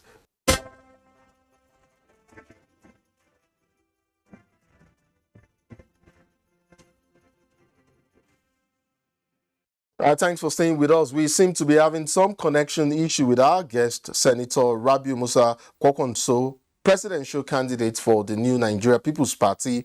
Unfortunately, we were unable to get him back. Would like to thank him very much for coming on our program, The Ballot. We, of course, do wish him well in his current campaign. Time now to gauge some responses on some issues on the ballot. Mind you, all of the targets are within the context of a president's first term in office, which is a period of 4 years. Let's begin. And I do have a guest all the way from the United States of America, my very good friend Olukorede Yishua. He is the nation's United States Bureau Chief, also a columnist for the nation. Olukorede, thank you so much for joining us. Thank you, Namdi, for having me. Thank you. Okay, so we do have the box there in front of you. If we can just put that up. There are 4 issues on the ballot here today. Your options are, you have the option of ticking on realistic. If you do think the issues, any of the issues for that matter, is realistic, there's also unrealistic, and there's also the issue of undecided. Let's begin with the first issue there, Korede, which is ending insecurity and inequalities, I beg your pardon, in 4 years. Do you think that is realistic? Is that unrealistic? Are you undecided on the matter? It's absolutely unrealistic. Why do you say so? Well, the truth is that everywhere in the world, even in the West, there is inequality. Even in a place as advanced as the US, you still see people who don't have jobs. So inequalities can only be reduced. It can't be ended. It's not possible. Okay, great. Let's quickly move to the second issue, Olukorede, which is subsidized tertiary education. If you can hear me clearly, there seems to be some connection issue, even from you. I'm wondering if it's from our end or from your end. But number 2 on our box there is subsidized tertiary education. Do you think that is realistic within the context of 4 years? Do you think that is unrealistic? Are you undecided on the matter? Well, I also believe that is unrealistic. Education everywhere in the world, it is very expensive. Your connection to us is actually very poor. Let's see if we can quickly run through these issues before it goes off on us. Let's quickly move to item number 3 there on our board, ending conflicts within the context of farmers-herders conflict. For instance, do you think that is realistic? Do you think that is unrealistic? Or which of the options are you going with? I think that is realistic. I think it's realistic within 4 years to end farmer-herders crisis. It's just a matter of sitting the 2 parties together, getting to understand what the problem is and addressing the issue. I think that is realistic within 4 years. Fantastic. And very quickly, ending mass unemployment in Nigeria in 4 years. Which of the options are you going with there? Well, I think that is also unrealistic.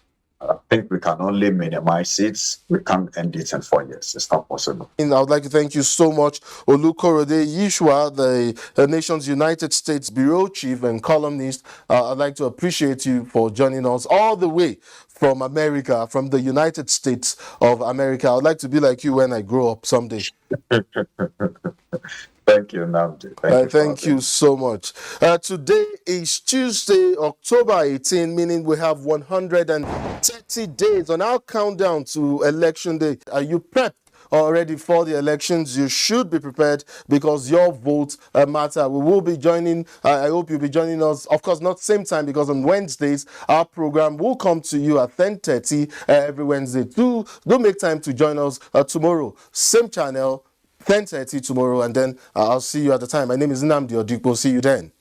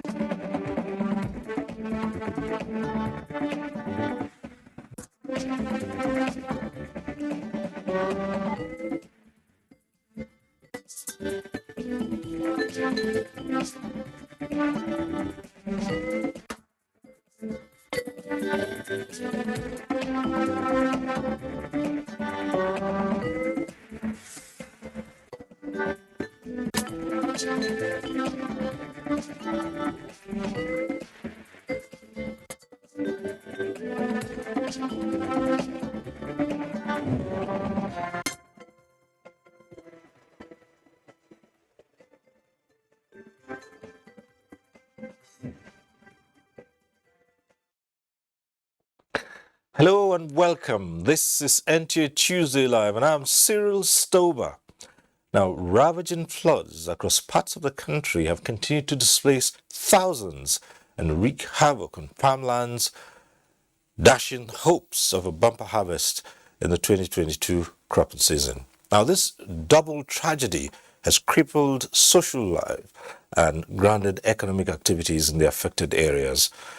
Now, with the severe impact in the South-South zone and Bayelsa State was hit, attention is on enhanced capacity response to mitigate the challenge by governments and critical stakeholders. But how fast is this yielding the needed results? Tonight, we seek answers to the question from experts and policymakers. But first, let's get to see this report by Musa Baba Aliu. This reservoir is located in Barugu local government area of Niger State. It is one of the two hydrological dams in the country. Looking at the water body from this angle, the reservoir is calm, in spite of the volume of water. Reverse, however, is the case at this point, as the water is not only spilling with force, but violently. The water travels for hundreds of kilometers to link with the river Benue for another journey to the ocean through Bayelsa State. This movement, coupled with the torrential rainfall, is responsible for the overflowing of rivers, which led to the current flood being experienced across the country. The transboundary rivers Niger and Benue have been swelling, particularly River Benue, to the point that Cameroon opened their gate on the 13th of September. They have been spilling water, and by my last communication with them, it will still continue maybe up to 15th, 16th of this month of October, meaning over 1 month of non-stop of release of water. And that portends so much danger to us down here in Nigeria. What we're witnessing now is a riverine flooding, and from the information we're getting from NISA, we're going to see more floods. And now the rains is concentrating on the north central and the southern states. So there will be a combination of short duration, high intensity rain with riverine flooding. So we're going to see more of these floods in the north central states, as we are seeing in Kogi, and also southeastern and southwestern states, as we are beginning to see in Anambra and parts of southwest. Farming communities are often worst hit by flood, with devastating impact on national food production. For instance, I navigated in a boat from Yauri in Kebbi State to some communities in Niger State. My camera lens captured thousands of rice plantations submerged by flood. Environmental watchers say the destruction is more devastating this year. 44,099 houses were partially damaged. 45,249 houses totally damaged, and 76,168 hectares of farmland partially damaged, while 70,566 hectares of farmland are completely destroyed by the deluge. Olan Farm in Doma local government area of Nasarawa State lost more than 4,000 hectares of rice plantation that was almost ready for harvest. This is apart from hundreds of smallholder farmers whose farms were destroyed in the state. Share with us some of your losses. We lost we lost the rice, pepper, and the other crops have been destroyed. Similar incidents were recorded in Jigawa, Taraba, Kebbi, Niger, Benue, Kwara, and Kogi State. Black cassava, black yam, all of them. They fear that there might be food supply challenges next year. We are aware and we know that there is focus that flood might come this year. And people have been given the information. Some have heeded the warning and probably did not plant where their crops will get destroyed. Because if there is a warning that this river is going to flood, don't go too close to the river to plant your crops, because you know it's likely going to flood and you will lose. Farmers are hoping that the Central Bank of Nigeria will provide a special window for farmers captured in the Anchor Borrowers Program. The window will allow them access to loans that will enable them engage in dry season farming when the flood water recedes. Musa Aliyu. All right, that report sets the tone for this discussion. Let me start off by introducing our guest. I'd like to welcome once again to this program Engineer Clement Nze, Director General, Nigeria Hydrological Services Agency. Thanks for being here. It's my pleasure. Thank you, Sri. Right. And tonight we're joined by the governor of the worst heat state in the South, and that's talking about Governor Doyediri of Bayelsa State. He joins us via Zoom from Yanagua. Mr. Governor, thanks for being with us tonight. Thank you, sir. All right, and let me also introduce Kana Ahmed Abubakar, a geologist, is with us here in the studio. Thank you for coming tonight. And we're also joined tonight by architect Kabir Ibrahim, a big-time farmer. He joins us via Zoom from Katsina. Thanks for being with us tonight. Good evening, Cyril. Thank you for having me. All right. Well, let's start off by going straight to Yenogua and finding how the situation is. Mr. Governor, from reports, today you asked workers, except those on essential duty, to stay away for at least a week to mitigate this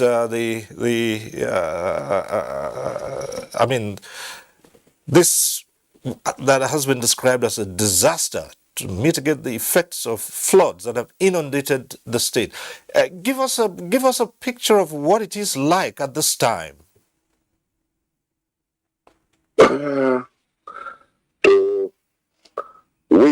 What you have said is exactly what is happening in my state, and we had no option than to ask our workers who themselves have been displaced, and this was long overdue for the workers to actually go and take care of themselves. So we gave a 1 week break with my broadcast of this morning. The truth is that life here is something totally different. I keep saying Bayelsa is more riverine than River State, more deltaic than Delta State.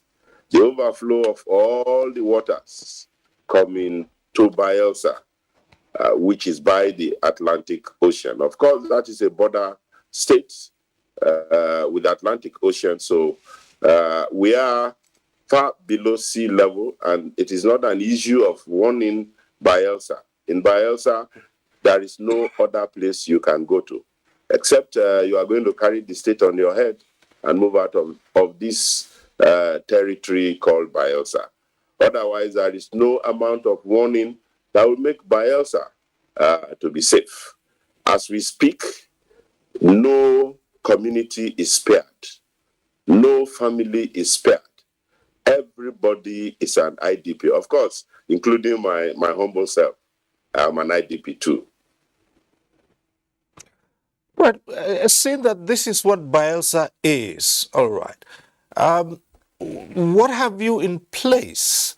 Because you've just said that there's no amount of warning that's going to make any difference to it. So you know this is bound to happen.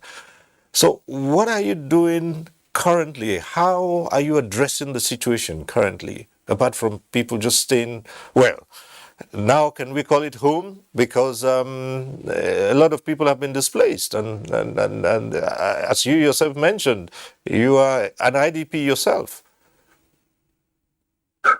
What we are doing is actually to ensure the safety of lives by way of educating our people, particularly those Nigerians who are resident in Bayelsa, and most of them who don't even know how to swim. Just this morning, we lost one of them again to the high currents of flood. And so we keep educating them and then moving them to particularly few schools that are yet to be flooded. And then where we have as a Oxbow Lake, it's one big arena that is not yet flooded, and it has become a very serious IDP camp. But you see, the truth here is that most of these communities that are flooded, the citizens themselves do not want to actually leave their homes.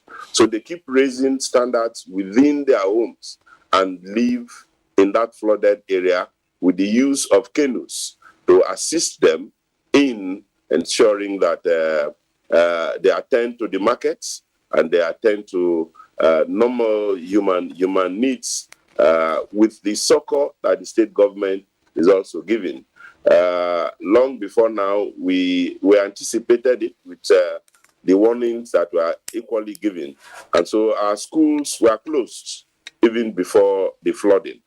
And we equally set up a committee that is working with the State Emergency Management Agency, and a whole lot of relief materials have been released to various communities and IDP camps. But beyond that, we equally have engaged our Ministry of Health very fully, and they have localized health facilities in all the local government areas in the state.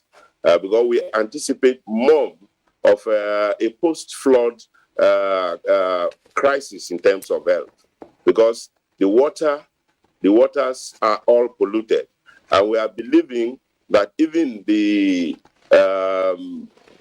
main source of water in the state, which is our rivers, nobody can drink from those rivers again, and the boreholes are equally polluted. So the underground water is equally not too safe for drinking, and that will lead to a whole lot of health challenges.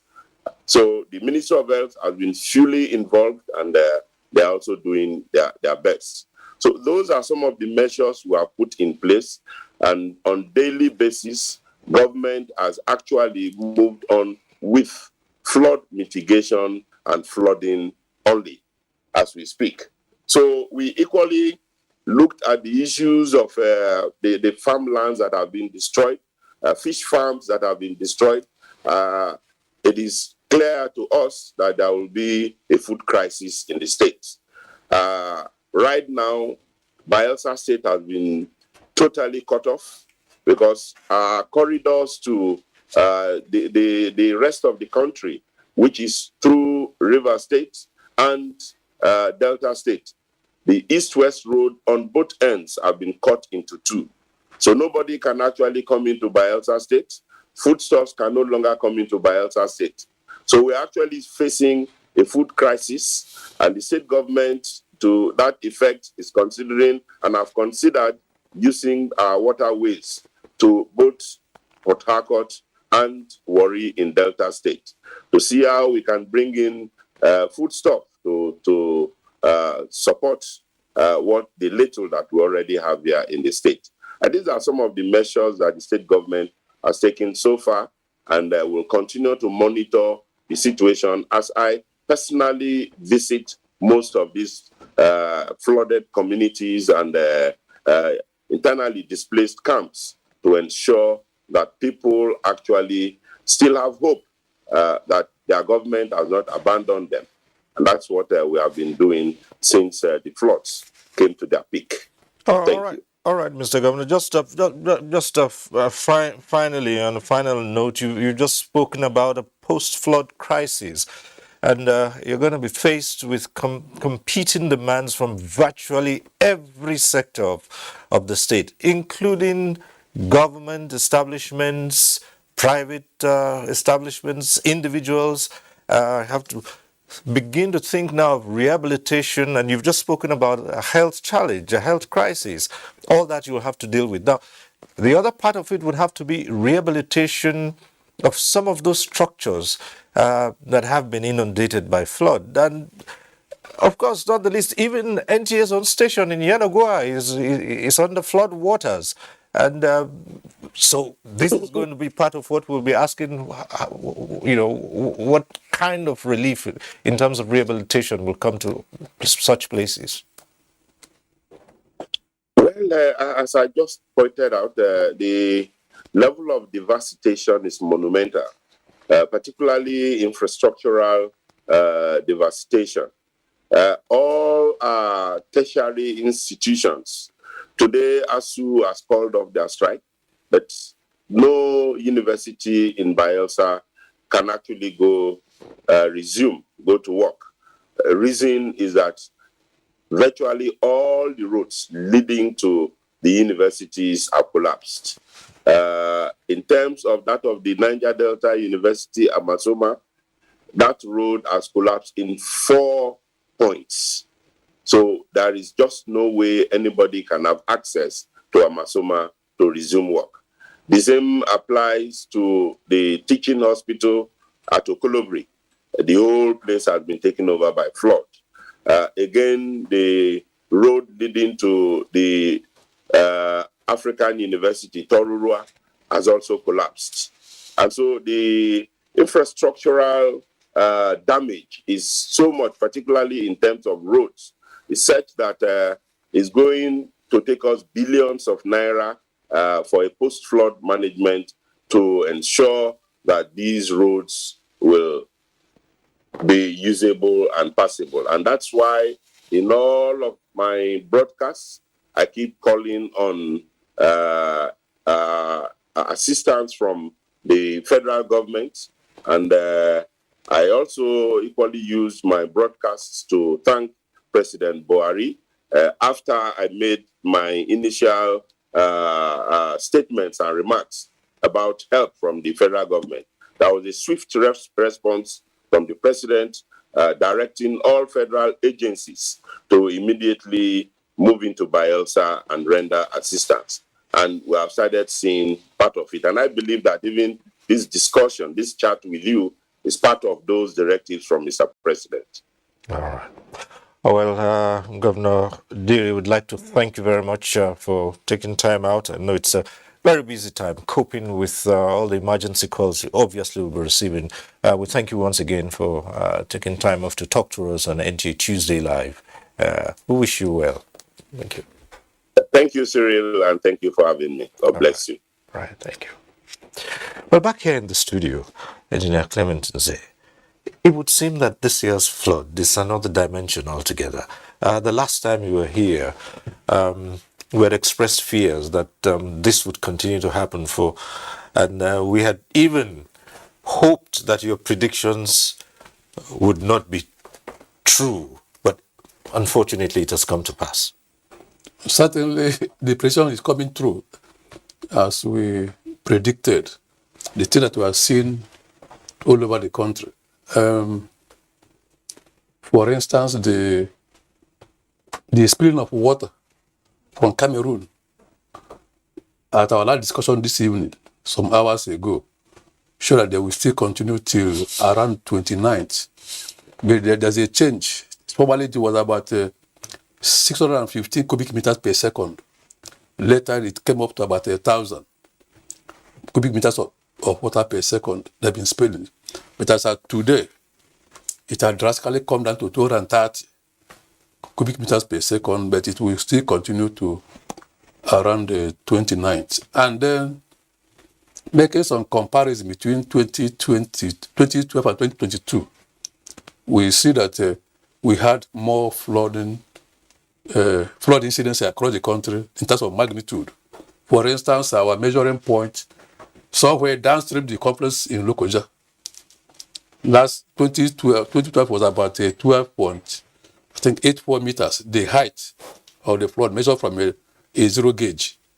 At that same point this year, October 4th, was 13.22, reasonably quite higher than what it was in 2012. So it's quite monumental. River flooding, coastal flooding, then the urban flooding, all working together and then causing all the havoc we are seeing in the country today. You are the geologist. The last time you attempted to put this in perspective for us and why this is happening. Just climate change or other factors as well, all combined? Yes, thank you very much for this question. And from the presentation of the DG, taking cognizance of the 10-year cycle, and the previous presentation in terms of the present situation we found ourselves. Yes, prediction was made by NAMET in February and then NISA in May. And all the necessary prediction was distributed up to the lowest level of government in this country. And now the issue why it will continue to reoccur is what's supposed to be done has not been done. And what do I say about that? Just like the DG said, we have three kinds of flooding in the country. One is the coastal, which Bayelsa, the coastal states are also having. But the main flooding is the river flooding that comes upstream of the country that finally empty into the ocean through there. So it means most of the measures that we have set over the year that has to be done in terms of construction of structures must have to be done. If they are not done, certainly it will continue to repeat itself. The issue there is that issue of flooding is not a state affair. Like the water that is presently causing mess up in Bayelsa is not the water from Bayelsa. This is water that comes some from upper part country, other part of the other transboundary, and some within the country that finally comes down. It means now that some certain structures have to be installed in the various rivers. You take cognizance of the Benue corridor, River Donga, River Taraba. Most of those areas have to be dammed so that it will reduce the amount of water that finally goes into the River Benue. Same thing with the River Niger corridor. If those structures are not put in place, certainly it will continue to occur. Now, for Bayelsa, just like His Excellency has said, they are living below sea level. Yes, we have seen countries that the entire country is even below sea level. But in the Nigerian case, states that are upstream, upper part of the country, are not below sea level. So it means, in their own case, a certain model has to be developed for Bayelsa and then other southern, that's deltatic states, while the model for upper part of the country is going to be different. So it means all states have to come on deck. Issue of saying this thing is exclusive, this is meant for this part of the country or not. We have to bring everything together to look at it in a holistic manner. What I'm looking at now is that if these steps had been taken much earlier than now, we probably would have not been this severe. Yeah. But even if you start now, these are at best long term. It's long term. What I'm saying is that now, based on the presentation of the DG, he mentioned the amount of cubic meter of water that comes down. Now, there are so many models we have said in this program severally, how you can divert this water somewhere. So if we now look at it holistically, the whole country, we will now identify A, B, C, D area are supposed to be area you are going to put in this particular dams. Right. Now you now do the design and then do the calculation of how you can be able to get the funding. Certainly it cannot be done in a day. Countries that were able to overcome this took them over 45 years. And they were able to get money here and there to be able to address that particular issue. So certainly, within now, we have to now draw a sort of roadmap. Is it 10 years? Is it 20 years? We draw the roadmap, look at the funding, area where we're supposed to put in the structures, that where some of them that are micro, state government will have to do that. So that if to now reduce the amount of water that finally empty onto the River Benue and then onto the River Niger. So the mega ones, those ones, federal government can handle. Then another challenge we have is the issue of Land Use Act, which it is the purview of the state government. There are situations whereby you bring a model, which were mentioned in this program, issue of retention basin. Let's assume now you want to divert water to a particular location, issue of composition. Right. Yeah, so these are some of the issues we have to address. Let's go over to Architect Kabir Ibrahim. And now the question of food. You had, yes, if you're there, can you hear me? All right. You had Governor Diri talk about the devastation, farmlands, and the food crisis, which, of course, Bayelsa and almost all these other states. And this in itself will translate to a food crisis generally, the entire country. If so many parts of the country are having this crisis, then it will, of course, extend to other parts of the country. So what do you see here? Well, a lot of trouble ahead because before this shock, there were many other shocks. Nobody anticipated that this would be so much, and we were thinking that our food would be at home and we would contend with those shocks that were there. And the shock of flooding, which was mentioned from the beginning of the year, was going to be limited to certain areas. We were even advising our farmers to avoid the flood-prone areas and all that. But you can see that the flooding is all over. Nobody anticipated its coverage. So the possibility of having food shortage is very imminent. Already there is inflation. This flooding will exacerbate the inflation. And food inflation is global now. So Nigeria is going to have a lot of work to do to be able to feed the 200 million mouths that we have. My advice is that the farmers should be incentivized to go back to the farm once the waters recede. Otherwise, there will be trouble. We will not have sufficient food and there is no country from where we can buy. I listened to His Excellency talking about using the waterways to go to River State and other states to buy. Once they start buying, there will be further inflation and they will buy the little that the Rivers people have. Rivers people will not have anywhere to go to. You can see that so many activities are affected by the flooding. Those people coming from the north, from the south, coming along Lokoja, have been stuck. So many things that are being freighted from both sides are being delayed. Some of those that will perish are already perishing. There is the evidence of shortage from all the discussions that we have had and from all the things that we have been observing. The unfortunate thing is that we do not have much in our storages. We should have had a lot in our storages to be able to cushion the effect of inflation. But unfortunately, we don't have. Now, government has to invest properly and it should reach the actual farmers and they should be incentivized. The investment will be colossal. It's not only the federal government, all the states will have to work together to make sure that food is available to Nigerians because we will have nowhere to go to. People are already displaced. There are many IDPs, and those don't have anything. They have lost everything. So whatever is released now will just be like a drop in the ocean. What must happen is that we must have sustainability of production. Then we must be able to store. And then in future, we must be able to do more against the imminence of flooding and other disasters. This will show us that we are not ready, as a country, as a nation, for any of these unforeseen circumstances. All right. We have had these warnings from the beginning of the year. People have been in denial of the possibility. I remember coming to the studio with Dr. Inje. I first came with NIMET. This advice has been given and it cascaded through every local government in Nigeria because we told all our members to beware of what is likely to happen.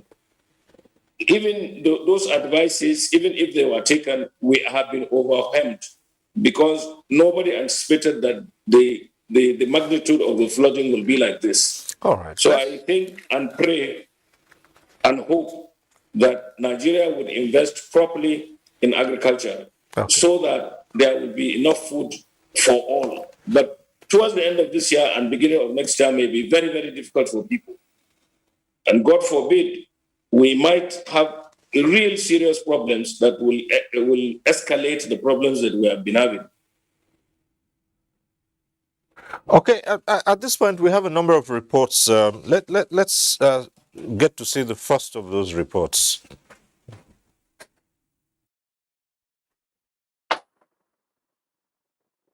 The devastating effect of the flood in Jigawa State is severe on the lives of over 300,000 families accounted to have been displaced. The disaster also destroyed over 400 farmlands, while public infrastructure such as bridges and roads were cut off. The most worrisome is how over 100 lives were killed by the flood waters and building collapse. Many families are still taking refuge in internally displaced persons camps and public structures. Malam Usman Ankaswa is a farmer who hitherto cultivated rice, millet and beans, among others in large quantity, and used the proceeds to take care of all his family needs, but has lost everything to the flood, including his animals and house. This is one of many households in Jigawa State. We are planning to see if we can meet up from the lost through dry season farming. Despite the relief assistance by the federal and state governments, among others, experts are already worried over the negative consequences the flood will have on food security, medical needs, in addition to other challenges to follow after the disaster. So you can imagine cultivating 40% of the farmland during the dry season will definitely add to the food security of the state, even though it will amount to a lot of government intervention. We're monitoring the spread of transmittable illnesses such as cholera, outbreak of malaria, if you want to put it that way, and many other things that usually happens during flood. The Jigawa state government has already set up a committee to see that farmers plant early maturing crops in farmlands when the flood water recedes, and input for dry season farming to increase yields to meet up with gap created by flood. About 18,000 farmers will benefit from this NGKS program with rural infrastructure, rehabilitation of roads, rehabilitation of irrigation schemes, and a lot of activities and other input support and a lot more are happening for the farmers presently. I believe this will alleviate and reduce the tension of the present flooding that happened. The humanitarian situation in Jigawa State will definitely affect the agricultural-driven state economy, as well as create health emergency, among other socio-economic challenges, if critical measures are not fully put in place. That report from Jigawa State. And our next report is by Onengi Fineface in Abuja. It all begins at Imbiama, from where passengers climb onto tippers on the road to our I'm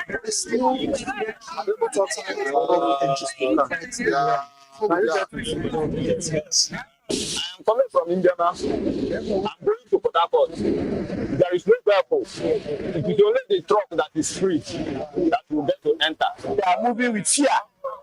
because if anything happens, mostly the part of the road that collapse, if we mistakenly get into it, I believe there is none of us that can survive. The place is tight. The vehicle has a lot of smoke. The vehicle is not good for a place for human being to travel. We need to use bus, not a tipper that is carrying sand. Many trucks that had gone before are stuck in the flood.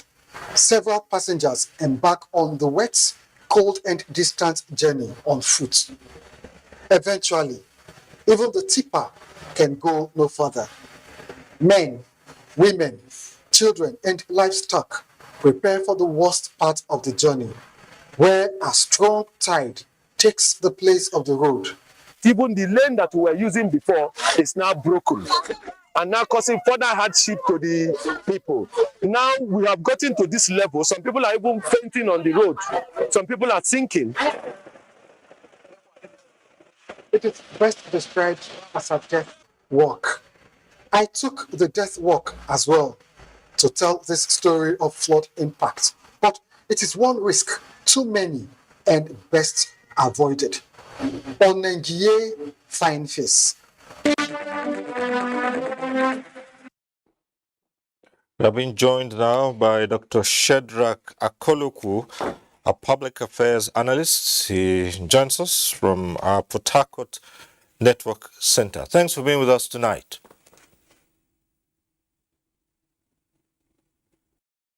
Thank you very much. Well, you've seen the reports, and of course, you are in a flood-prone area as well. What do you make of all of this?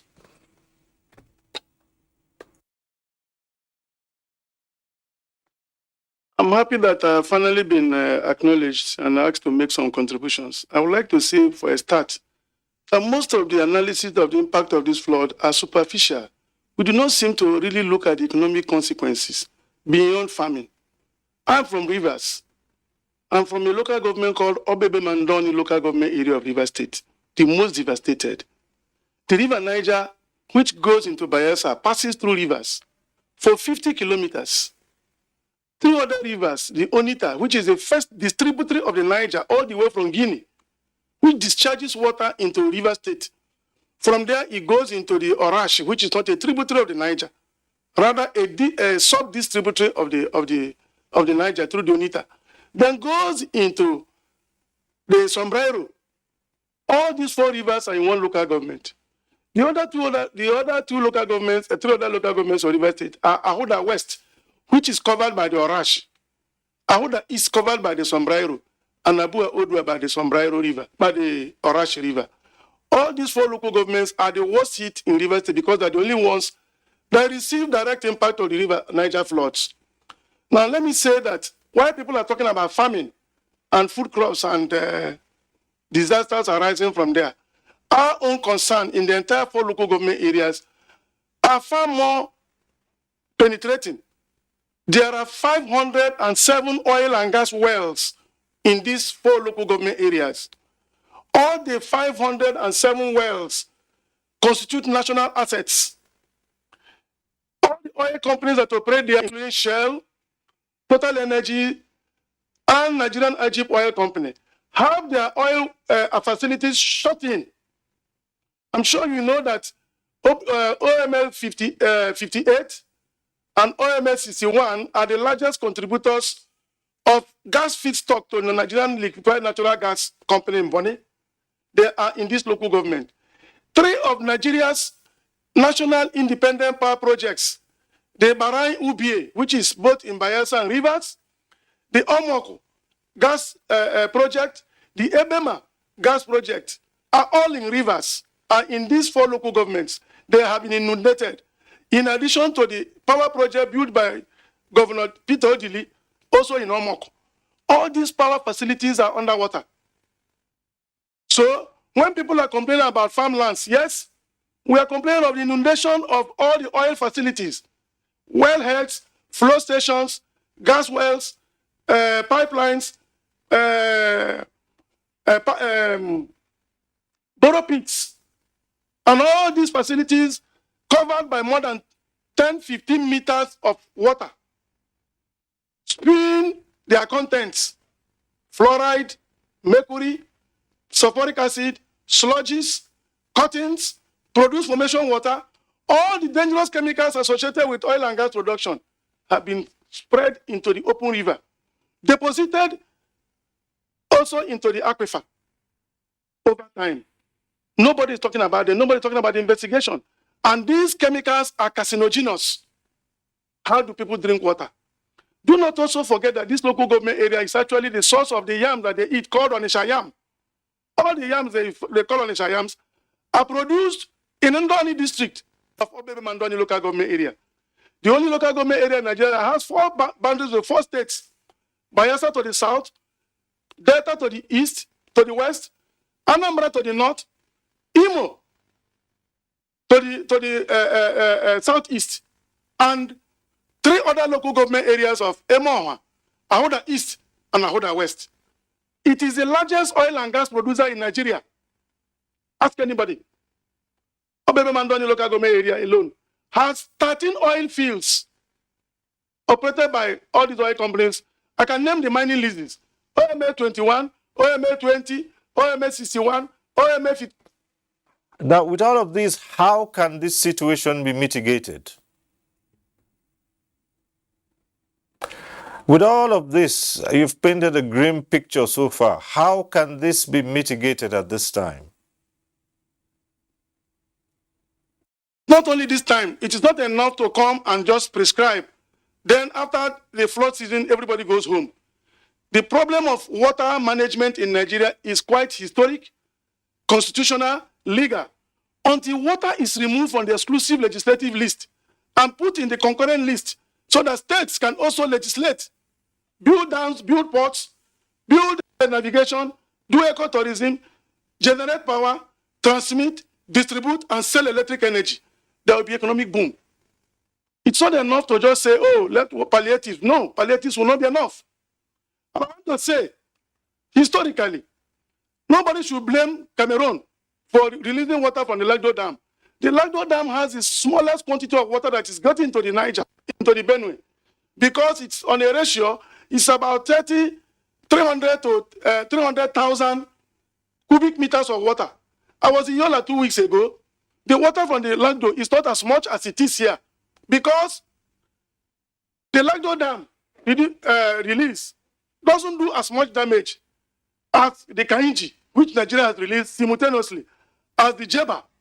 They keep lying to us that it is the Lagdo Dam in Cameroon. It's not true. After Yola, the next impoundment comes from the Kiri Dam, which is located in Adamawa State, just next, close to Numan, on the Gongola, as the Gongola empties. In fact, it is in Sheleng local government. Now, after Numan, you see the Taraba, you see the Donga, you see the Mayo Ine, you see the Mayo Belwa, you see the Kasina Ala, and all the rivers, including Wase, they all flow before getting to the mountain Benue. The Benue contributes 60% of all the waters of the Niger, apart from the ones that come from the Shiroro, the Gurara, the Sokoto, the Rima, the Kaduna, before coming to Lokoja. All this must pass through my local government, Obebe Mandoni local government, where the major distributary, because people don't understand the difference between a distributary and a tributary. A tributary is where a small river pays homage to the big river. All these are tributaries of the small rivers that flow into the Niger. Issues. Okay, Dr. Akoloku, we appreciate your raising this, and especially the constitutional and legal issues that you have raised here. Now, we have seen this situation as it is right now. There is need for mitigation, and when I asked the question, I said, what should be done now? It was not to say that it's only now that things should be done. Now you have a crisis at hand and something that can be declared as an emergency. So what should go into it while you keep on with the long-term measures, the amendment of the Constitution, for instance, and other legal issues? That's it.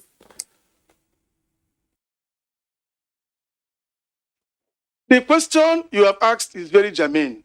What can be done? What can be done has to be multifaceted. Number one, Nigeria has to do containment of the current water. Over 400 billion cubic meters of water, fresh water, are discharged into the Atlantic through various channels. In the next 2 months, we'll be talking about another water drought, in our water cycle. We'll be looking for fresh water. There will be a quarrel between herdsmen and farmers. Why can't we create 8 dams that will absorb this excess water that is wasting now because they are national assets? Rather than cry tomorrow, because it becomes seasonal. After now, everybody goes to sleep until the next June, July. Water flood is not earthquake that happens instantly. It is monitored. It is regulated. The rainfall patterns are known. Everyone who is familiar with hydrogeology and water management knows that Cameroon hosts the rainiest spot in the whole of Africa, a place called Abuja, with a daily diurnal range of 404 milliliters of water and an annual range of 10,000 milliliters of water.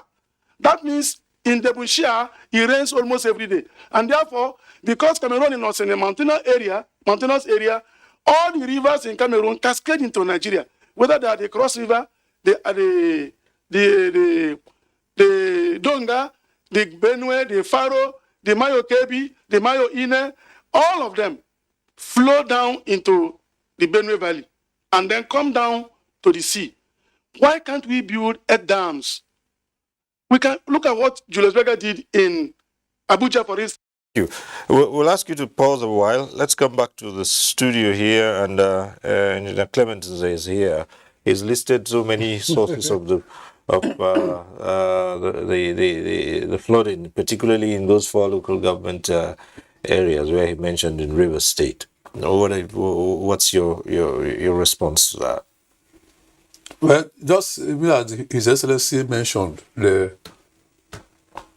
type of flooding experienced in Bayelsa, and then Dr. Akoloku has listed, very graphically what happened in his own domain. It's not what could have been completely avoided, the issue of flooding, but we must admit that this was beyond what anybody really anticipated. Yes, NIMET in their prediction talked about being above normal. We should be expecting more rainfall this year. But in terms of translating to flooding, it has been quite monumental. Now, what can we do in the current circumstance? I think that the best should be done at this point in time is not the issue of throwing blames on maybe you received the warnings, the advisories, you took no action on that. What should be paramount now is, how do we rescue our people that are being trapped here and there? How do we assist them? I know I was in a meeting last week where NEMA and that meeting was organized by the Presidential Committee on Flood Relief and Rehabilitation. Chief Aliko Dangote was there as the chairman. So many things were put on the table before the committee, and some amount of money was approved as usual. But the committee is for flood relief and rehabilitation, and also NEMA has its own program already to tackle this. So I think what can be done now is that issue of rescue the people that are trapped in several places, and also sending necessary relief. Much will still come later after the post-flood. You have to do that assessment. Like Dr.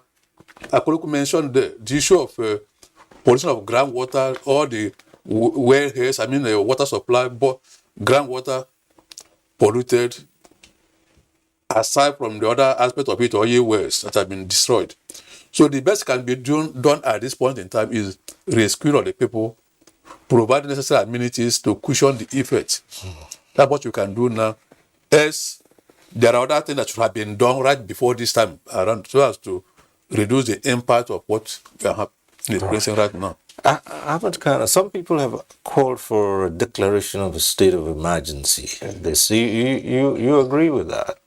Yes, I agree with that in the sense that if we declare a state of emergency, it means, by Nigerian context, it means the government has taken it very serious, that everything will be on deck.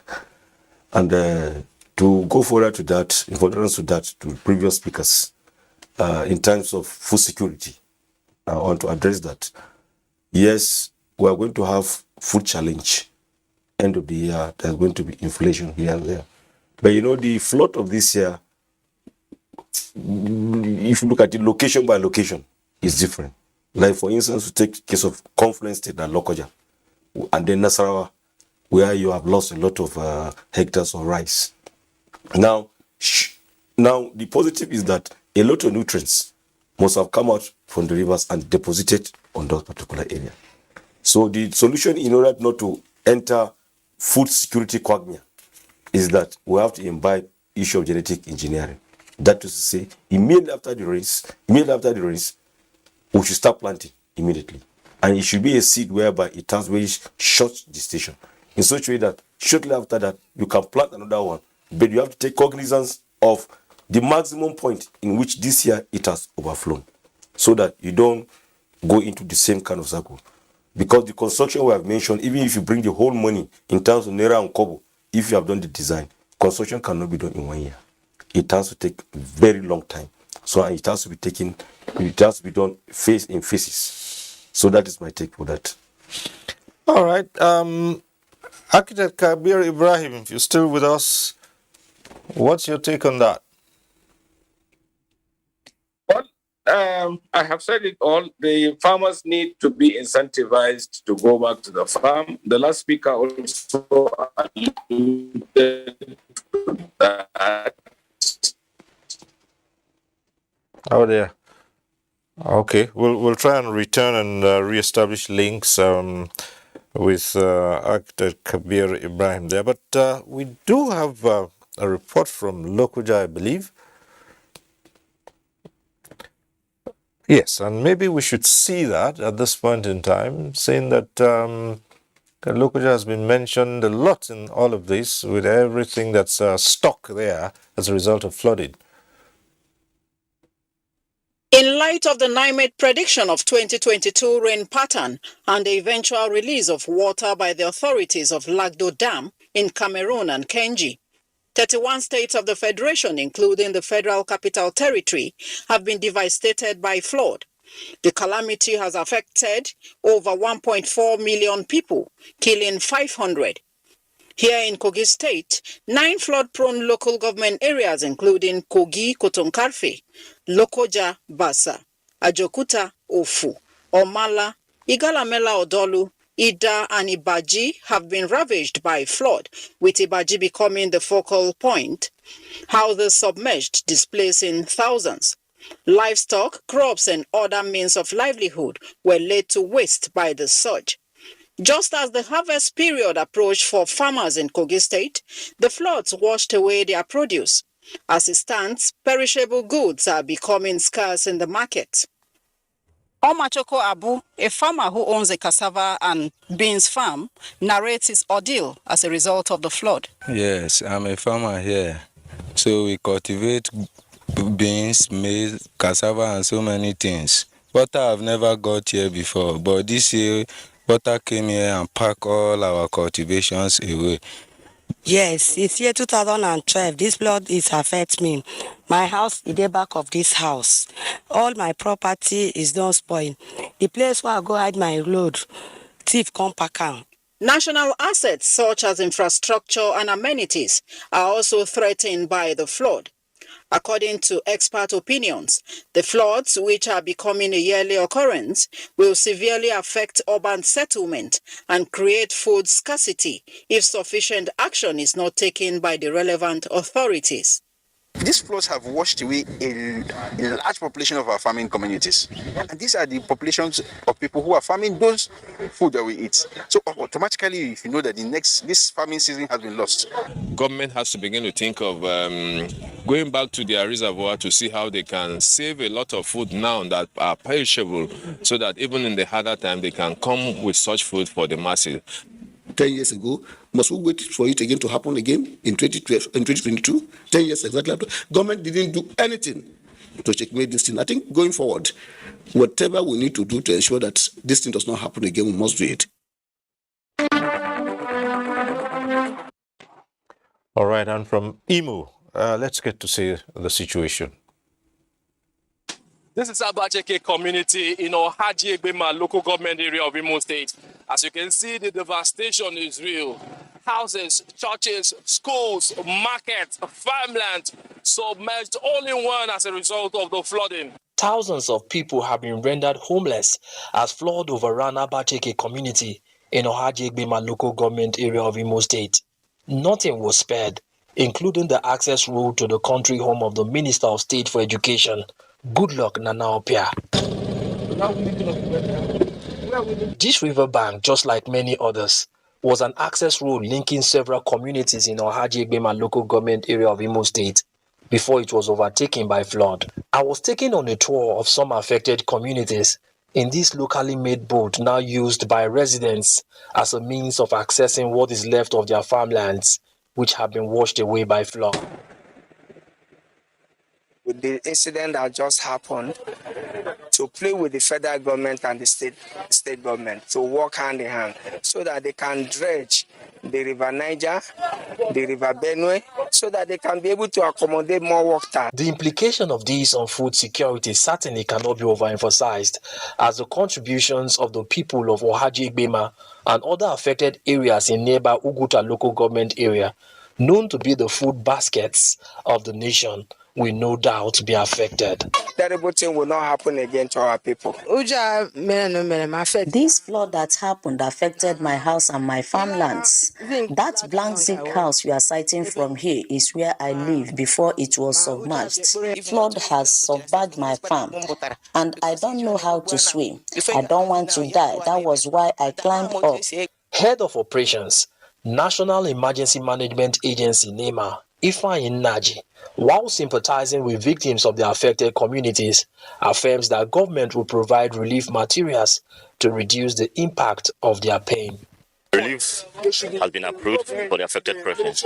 So in no distance time, the items will be in Imo State and to be handed over to the state government for onward distribution to those affected. The queue can only get longer, as just one grinding machine spared by the flood in Ohaji-Egbema is now left to service farmers who are forced to harvest their cassava as a result of the flood. More to this is also the fact that most of the affected people are now seeking refuge with friends and loved ones residing in the state, which has created a problem of rural-urban drift. All right, as we conclude this segment, let's just take your quick comment on this, Engineer Clement Nze. Is this over, or we're still looking at more flooding? Well, going by NIME's prediction, which they kept, or they keep repeating, that we should expect more rains. Okay. And we're expecting that that being the case, before the flood recedes, especially in Niger Delta, might reach up to half of next month, before the floods, will recede completely. Okay. For you, your final word on this? And my final word is to concur to the suggestion of Dr. Shedrack, whereby the powers of water management should go to the state, which is encapsulated in the National Water Bill 2022. So as soon as that bill is being passed, all these things are going to be tackled by different types of government. Right. Dr. Shedrack Akoluku, your final words on this?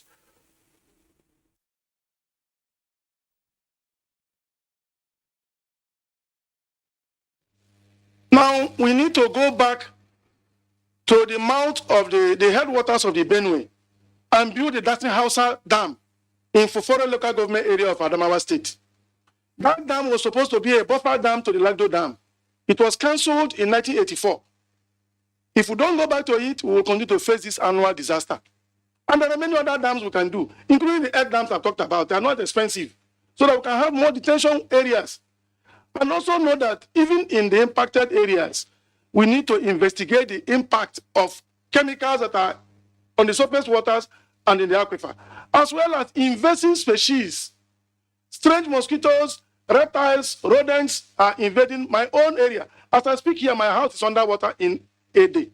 Obebe Mandoni local government area of River State, and many other communities. And please, when you people report this flood, report across the states where they are touched. Don't pick and choose where to touch. Many people are affected and they are not talking and they are not known. And NEMA and Humanitarian Services Agency of the federal government visit Obebe Mandoni local government area, visit Ahuda West, visit Ahuda East, visit Abu Odua. It is very tragic. Thank you very much. Thank you for being part of this discussion. Thank you very much. Finally, Architect Kabir Ibrahim, your final words on this matter. Well, I think the farmers have to be incentivized to produce more. Okay. We need to go back to the farm. We need to deploy many techniques, innovate, use a system of crop intensification, plant when the waters recede. All right. And be at the farm every day and all year round. Do climate smart agriculture. That is the way out for now. Then, of course, the other things that will be more sustainable will be to arrest the effect of flooding when it comes from locations that we know. We should build whatever we're supposed to build. We should do our own bit to minimize the effect of the flooding. The climate change is a reality. We must not be in denial of it. Right, thank you very much. We've run out of time on this segment. We'd like to thank you, gentlemen, for coming on. Thank you so much, and we'll still keep an eye on the situation and report accordingly. Thank you once again for coming. Right. Up ahead, we have another matter that's as devastating as this too, devastating to the economy of Nigeria. So many reports about oil theft. That's what we'll be looking at when we return. Stay with us on NTA Tuesday Live. The 157-kilometer Lagos-Ibadan Railway is the first double-track standard gauge railway to be built in West Africa. The Mobolaji Johnson train station is a masterpiece, an infrastructure that is gradually becoming an iconic building in Lagos State. The modern facilities put the station on a world map of train stations. Likewise, other new train stations across the country built to world-class standards. The train and its convenience is indeed an admirable effort, with commendations from Nigerians. This is a station that we have to commend the federal government for putting a beautiful face, empowering us in Lagos State, not only in economic and political arena. I can say that I'm really impressed with the infrastructures in place. Kudos to the Minister of Transportations. Kudos to the federal government. Truly, good things are coming out of Nigeria, and the federal government is deserving of all the applause.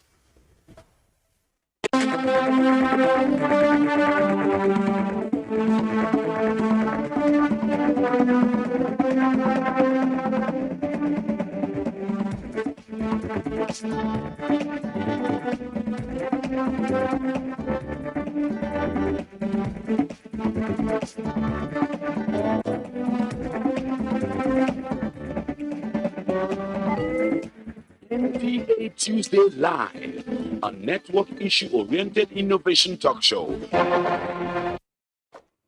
Questions have been raised about the massive oil theft that's been going on in Nigeria for quite some time now, leading to loss of revenues.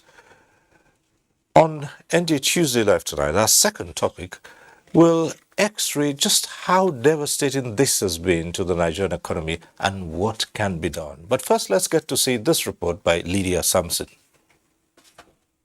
Like a thorn in the flesh, crude oil bunkering and theft had continued to make the oil and gas sector bleed in Nigeria. From a little hemorrhage, it grew to become life-threatening.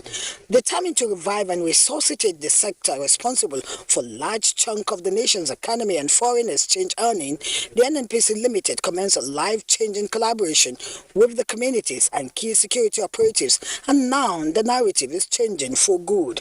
The manifestation of the success story all began when Group Chief Executive Officer of Nigerian National Petroleum Company Limited, Mele Kyari, revealed that the company has uncovered an illegal 4-kilometer pipeline from Forcados in Delta State to the sea and a loading port that has operated there in the last 9 years. Mele Kyari didn't stop at the revelation when he appeared before a joint Senate committee on upstream, downstream and gas. He was part of a high-powered delegation that defied the rains to visit the site of a bridge, no doubt contributing to the over 22 years of crude oil theft in Nigeria. The technology already been applied. We still now have visibility around many of the marine activities that are going on. We see visibility around most of our assets, and we're improving on this. Obviously, technology is part of this intervention. There will be a thorough investigation, and everyone who is involved certainly will be brought to justice, and the law will take its course. Then, of course, right here at the terminal, the fact that it's been shut down for quite a while means that a lot of losses have come to the country. And so measures that have been taken now to restore, export will be heightened. They all lamented the unprecedented rate it has assumed in recent times. Kyari revealed that 3 operational facilities of Forcados, Bonny and Brass Oil terminals have all been shut down as a result of the high rates of crude oil theft, leading to the loss of about 600,000 barrels per day. The joint operations and partnership with communities is already yielding immediate impact. One of the contractors, Tantita Security Service, is the one that makes this apprehension, because the whole architecture is anchored around detection, deterrence, response, and recovery. I think there's no doubt that we have made significant success in terms of detection, in terms of deterrence, and in terms of response. What is now left is for Nigerians to start witnessing the recovery journey. And I think before the end of the month, you will see the benefit of all the architecture that has been put in place. We have anticipated that this architecture will start yielding results in 90 days, but what we are seeing is that we will start seeing in about 60 days. With the community spearheading securing the waterways and the critical operations of crude oil, the thieves, they say, must realize they can no longer be at ease. It's among the list of vessels being monitored constantly, and it's been evading authorities for quite a while now, and its route is very funny. It's been frequenting the Niger Delta and at the same time carrying crude illegally to Ghana, precisely Tema. As the community leaders engage to keep watch over the waterways continue to navigate and patrol, they are optimistic that with the renewed sustainable efforts, the end of crude oil theft and bunkering may be sooner than anticipated. In Abuja, Lydia Samson. All right, let's introduce our guests on this segment of it, talking about oil theft. I would like to welcome to this program Abua Owan, who's Deputy President, Pengasan. That's the Petroleum and Natural Gas Senior Staff Association of Nigeria, right? Yes. Okay, Comrade Abua Owan, thanks for joining us tonight. Thank you, right. Mr. Senior. Let me also welcome to this program Dr. Mike Emu, Chairman, Host, Community Producing Oil and Gas, Postcode. Thanks for being with us here. Thank you, viewers, Nigerians. Right. And joining us via Zoom from Warri is Captain Waridi Enisuo. He is a maritime intelligence, aviation, satellite systems expert and Executive Director, Technical and Operations, Tantita Security Service, Nigeria Limited. Thanks for being with us tonight.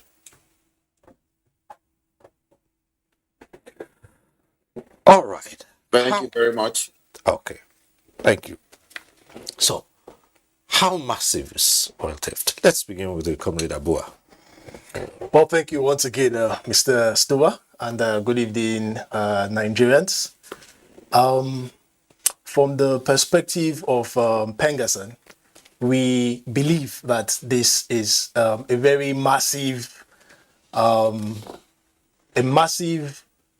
that has bedeviled our industry, and it's affecting the economy of the country adversely. To be frank, crude oil theft didn't just start today. In the industry for over 10, 15 years, we've been experiencing these incidences of crude oil theft pipeline vandalism. But in the past couple of years, the incidence has grown to astronomical volumes, where we are presently at a risk as a country, as an industry, of going under. Because in some locations, some of these oil producing facilities, you have a situation where more than 90% of crude being pumped through the pipeline, specifically the TMP, Trans-Niger Pipeline, that takes crude oil to Bonny export terminal. There are instances where at the height of the crude oil thefts and losses and pipeline vandalism, over 90% of crude pumped from the flow stations is lost in transit before it gets to the terminal. So to a large extent, presently, what most of the operators do is rather than pump and lose all your products, they shut in production. So when we are talking about crude oil losses of over 600, 700,000 barrels on a daily basis, most of this is shut-in or lost production. Now, if we take our computer, let's do a little calculations. You're talking about an average of 700,000 barrels a day loss of crude oil. Now, that would amount to about 21 million barrels in a month.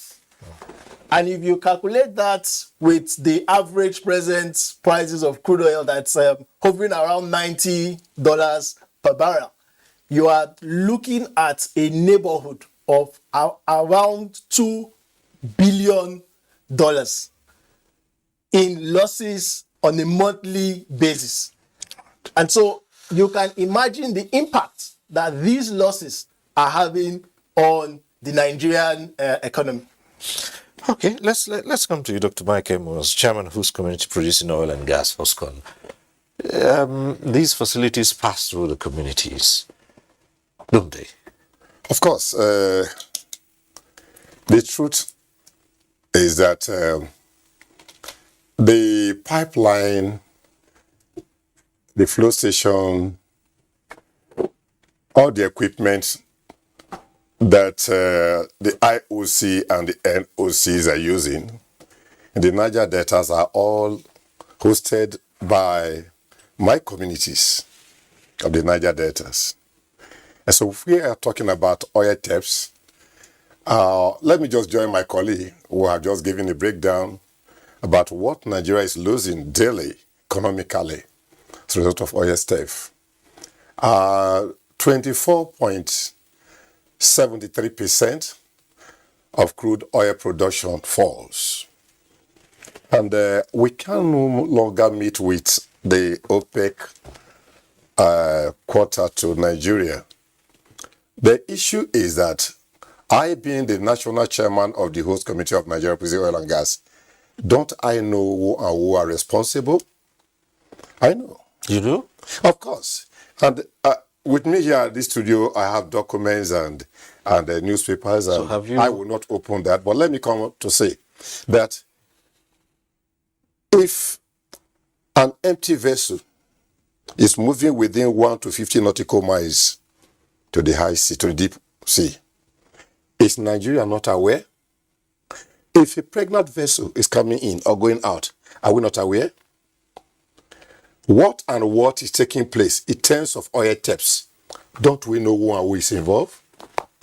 I, as a national chairman of the host community, would I tell Nigerians that I'm not aware of fire? So if you know these that people illegal refineries are there. All right. So if you know these things, have you communicated to the authorities? Thank you very much. Who would you complain to? The syndicate, the cabal, these top people. They know what to do. They take care of the Navy.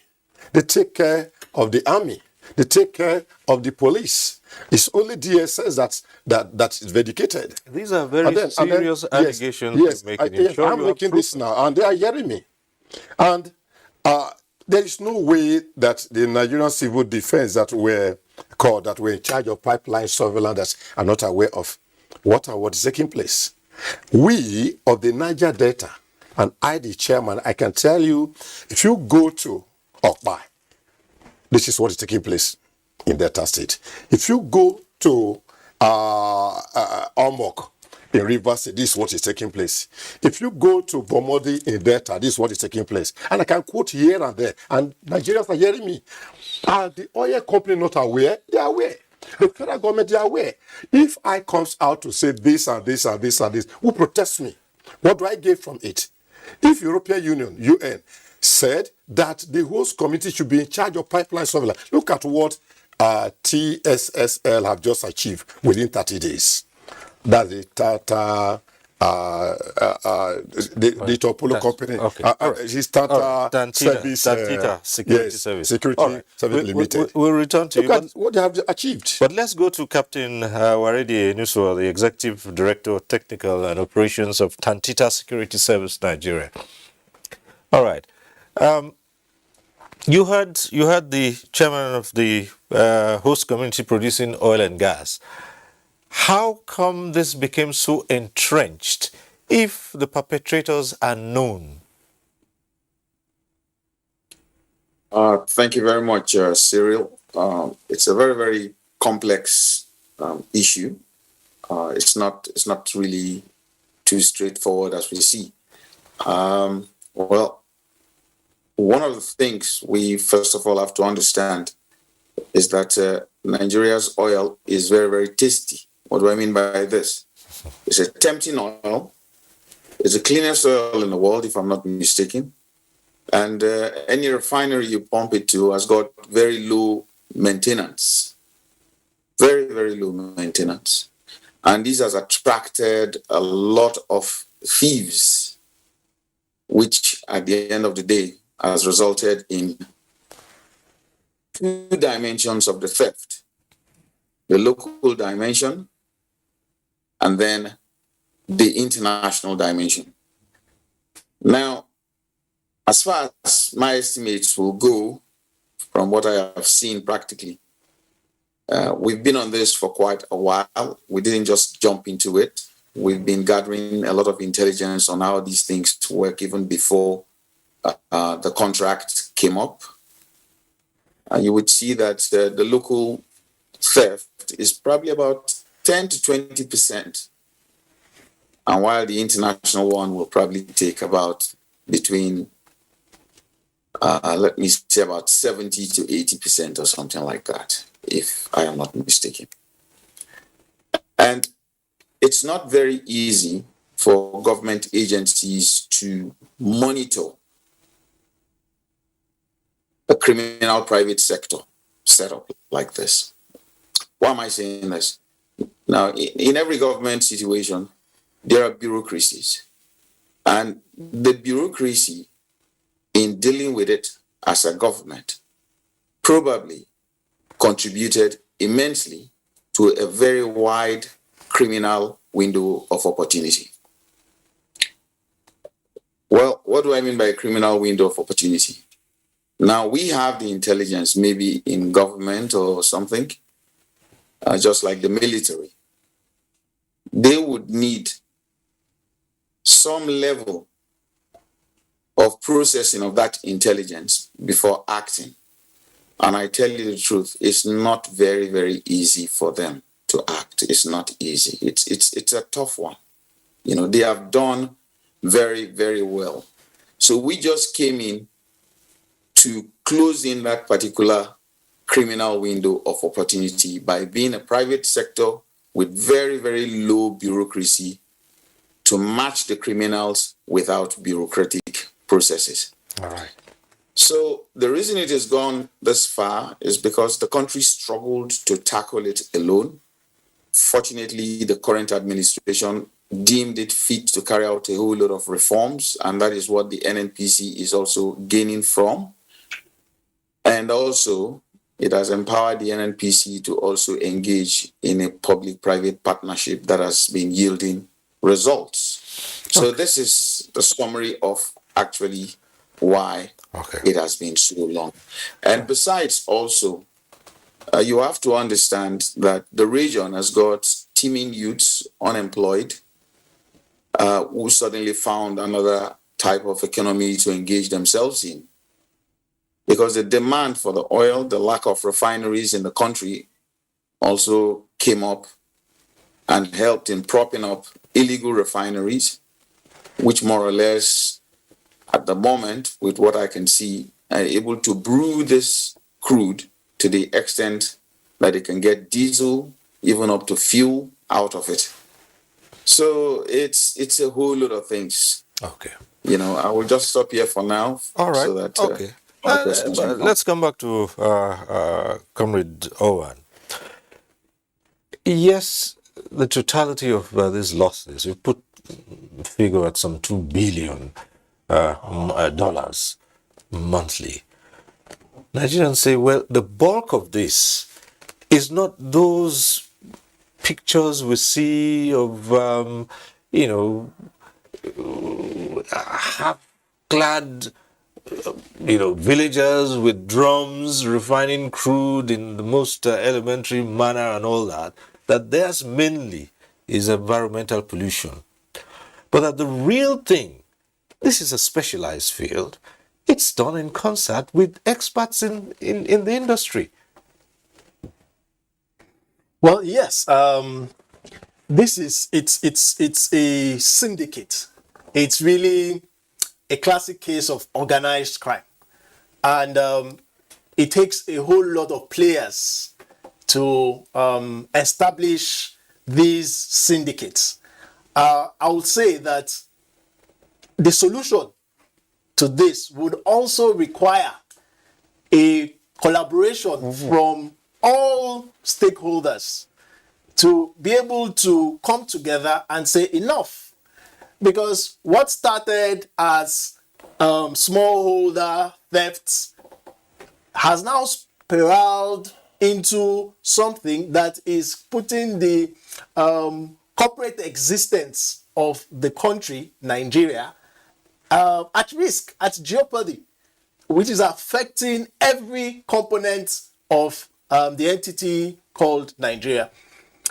Yes, apparently when you look at the videos that have been shown in the media, you see the sophistication in terms of the weldings on the pipelines. It's obviously not being done by peasants. Yes. Yeah, these are very technical-minded people. But we have statutorily established bodies that should look at the security of assets, of national assets in the Niger Delta or in the country generally.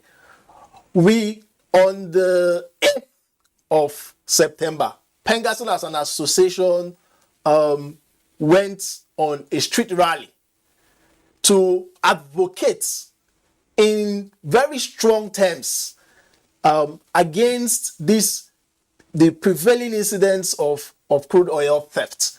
Because we feel that government should be up to their responsibility to protecting these assets that belong to Nigerians in general.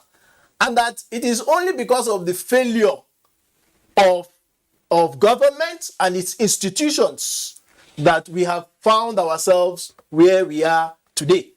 And as a trade union, as a pressure group, we advocated very loudly. And since then, we've had a couple of, we can all see some of the impacts of this pressure on government. Because whether or not, and we have said it in different fora, if any of our members, the oil workers under the auspice of Pengasson, is found culpable of participating in economic sabotage, economic terrorism, As an association, we would not shield such an individual. All right. So we call on the security agencies to be alive to their responsibilities, and more importantly, for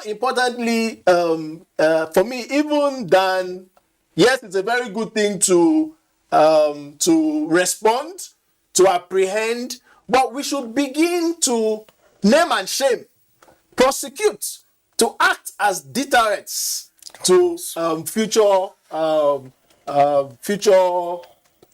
people that want to participate in the future in these nefarious activities. All right, Dr. Emu, there's an ongoing collaboration with communities and security agencies, and two things here.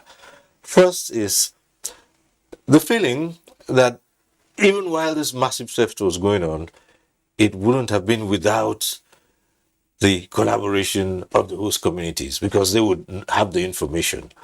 Or perhaps they were complicit in forwarding such information to the authorities. That's on one hand. And the other, there are also skeptics who say, well, involve the communities, and perhaps the next thing is everyone is on the take, and they get compromised as well.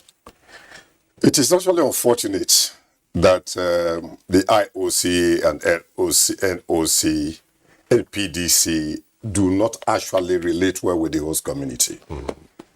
And as a result, the host committee feel very, very much unconcerned with whatsoever activity that is illegal, that is being carried out. So they just sit back and let it go. Of course, and let it go. But then it tells on us because of the pain of the destruction of the ecosystem, the reduction of our economy, and so forth and so on. But I must thank God for TSSL, the achievement. But may I also say that if the federal government will allow the host community to be involved in terms of collaboration for synergy, if UN recommended the host committee to be part and parcel, you don't shave a man's head in the absence of the man. When Ibe Kachuku was the Minister for Petroleum, he did organize several big wins and invited the host community in.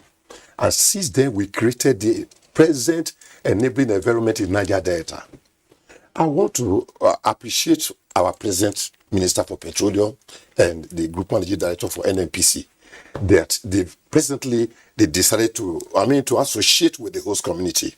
Thank God for what they are now achieving. I think that the only solution to it is that let the host committee be involved in terms of the pipeline surveillance, in terms of businesses of oil and gas, in terms of gas flare penalty levy money, in terms of 30% derivation that belong to the host community, in terms of all that are involved that concern the host committee, let these things be given to the host committee. Then what TSSL is doing, host committee will do the same thing.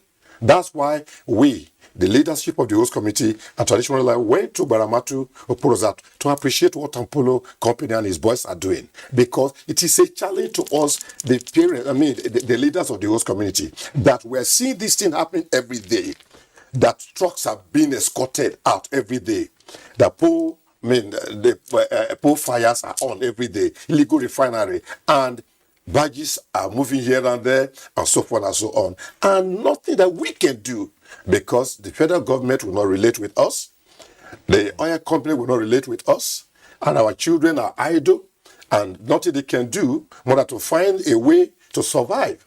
And so I think that all we need to do is to come to a round table together and suggest a way forward on how to overcome this menace. Okay, let's return to Captain Enisu. And you said in your initial contributions that the private sector is not bogged down by the kind of bureaucracy that should slow things down in terms of this. But we are talking here of security for oil installations and security of of crude oil.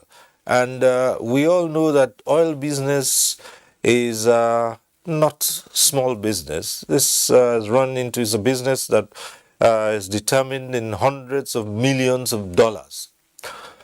We've also heard allegations that people in high places are complicit in this theft.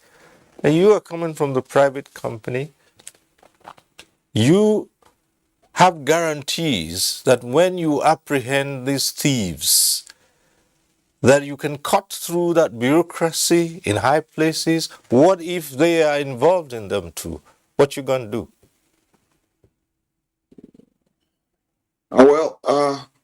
Our job actually, if you ask me, is not really to catch people, is to prevent the stealing of Nigeria's oil.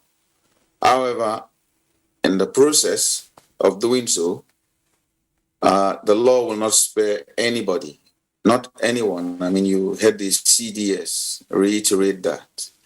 So as far as the contract goes, the line of communication is straight and swift to decision makers who would make the toughest of decisions to ensure that Nigeria's hydrocarbon industry is well protected. Now, before I go further, I want to explain a couple of things when it comes to the community issues. It all depends on how the country sees it. At the moment, Tantita Security Services Nigeria Limited has employed 17,000 community members spread out in different tiers all along its pipeline surveillance area. And not only has it employed those amount of members from the community, we also realize that it is not everybody that can come out and protect pipeline. Some are intelligence gathering officials. Some of them are practically trotting the lines to ensure that nobody goes in to breach them. And then we also place able-bodied women who are literally homemakers on some form of allowances while their husbands go out to work. Then there are also elderly people who are dependents on those people who are also placed on certain amount of allowance. That is the structure Tantita Security Services has got. And I will also say that that was what the Nigerian National Petroleum Company Limited advised all the contractors to do, that you must, it's non-negotiable, you must make sure that the host communities are engaged. So that aspect is being addressed by NNPC's ultimatum to all the contractors already. That is, I needed to clear that particular fact so that people know.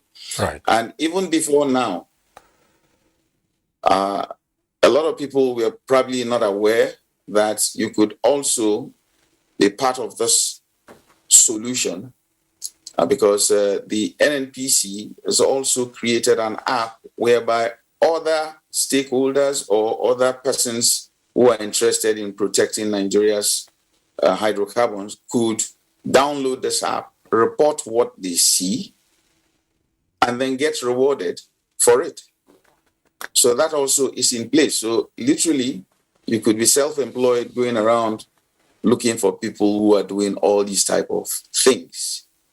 To even tell you that as we speak, nobody is above the law over this issue. We all saw what happened to that particular vessel that was caught with crude oil. It has not ended there. I believe the government is still working to bring the perpetrators to book while the asset was destroyed. Swift to create and send a message that if this is the line you want to tow, you will lose your investment, your tool, your reputation. So these are the measures in place, and that is why we are very, very happy to work with this particular new dawn that has been created by the federal government and NNPC Limited. Corporate, why has this taken so long? We're talking about 10, 15. In fact, oil theft has been on as long, for as long as Nigeria has produced oil. Why is it that this has not been on the front burner for such a long time? I think there would be a confluence of issues that has generated this so much interest or so much concern as at today with respect to the crude oil theft. One, as I said earlier, the volumes now are amazing. I don't think it has ever been this bad. And it is almost like you also have a situation where the whole of the Niger Delta, in terms of environment, is really being devastated. The environment in the Niger Delta oil producing communities is being virtually devastated, for want of a better word. And today we are facing an existential crisis as a nation. In the industry, we have a situation where oil companies are leaving. Because, I mean, nobody would want to invest in an environment where your product is not even assured. At the risk of going back and forth, Nigerians are asking, the vessels that take out this crude illegally, they're huge, massive vehicles. So, I mean, how does it come about? The pipes run through communities, again, back to the communities, and sometimes, like the recent one we saw, into the sea. It takes time to lay those things, and the vessels that collect them, I mean, they're seen.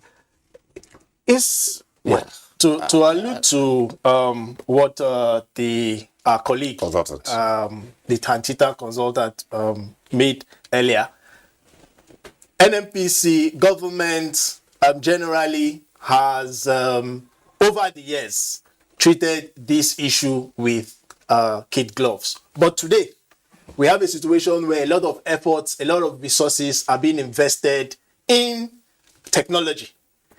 Last week, as part of our engagement, continuous engagement with the system, we were taken to the command and control center by the NNPC Limited. So the group chief executive officer of NNPC actually took some of the leadership of Pengasson to also keep us abreast to all the developments, all that government through the NOC, the Nigerian NNPC Limited, has been doing to curb these incidents of crude oil theft.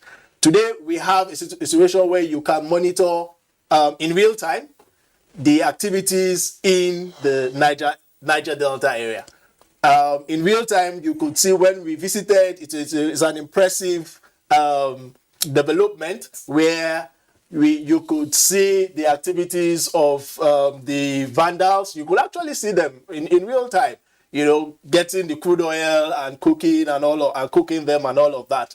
And it was homegrown technology developed by Nigerians, basically, which is quite impressive. And there's also a reporting portal. Now, Nigerians, wherever you are, can report any incidents of crude oil or any suspicions of crude oil theft using the URL stopcrudetheft.com. So if you go to www.stopcrudetheft.com, there's a reporting portal where you can report and put and you can actually be anonymous. So if you want to remain anonymous, you can. So there's a lot of intervention, but as they say, the taste of the pudding is in the eating. We are still monitoring very closely because, again, we are also facing, our members are facing extinction, job losses. And so it is something that we today are also very interested, because it affects us directly at the sources of our livelihood. As I said earlier, some of the big companies are leaving, but we will continuously put pressure. We will continuously monitor all these interventions that government is making. As they say, it is better late than never. And we must be able to salvage our industry, join hands collaboratively with all the stakeholders. we are presently having a summit, a labor and energy summit, where we invited the security agencies. We had the representatives of the Chief of Naval Staff and the representative of the Commander General of the NS CDC. And we are working with them. We are asking them relevant questions. Why will ships disappear from our shores and be apprehended elsewhere? What are the deterrents?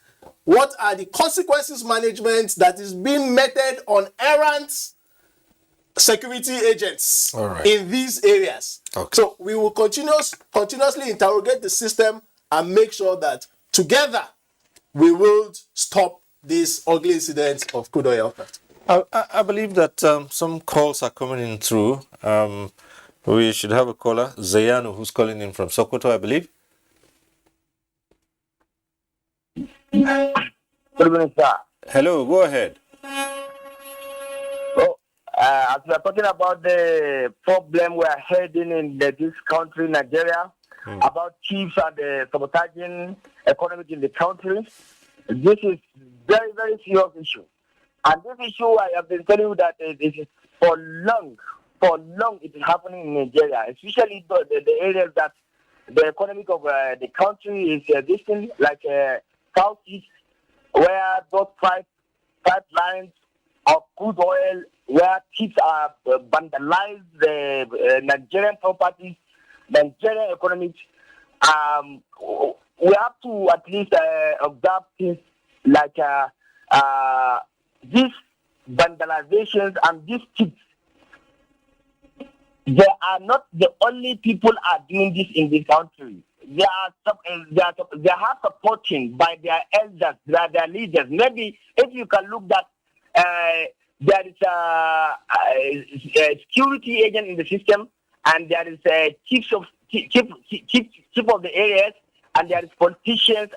Every part of the nation you can get it in this vandalize of the Nigerian economy. If we look up in 1980s, Nigeria it can take crude oil. Can take oil. Refine. They are refining in Nigeria in 1980. They are doing it in Nigeria. They are taking petrol to outside. But now they are taking the crude oil to go to abroad and come back to Nigeria with petrol.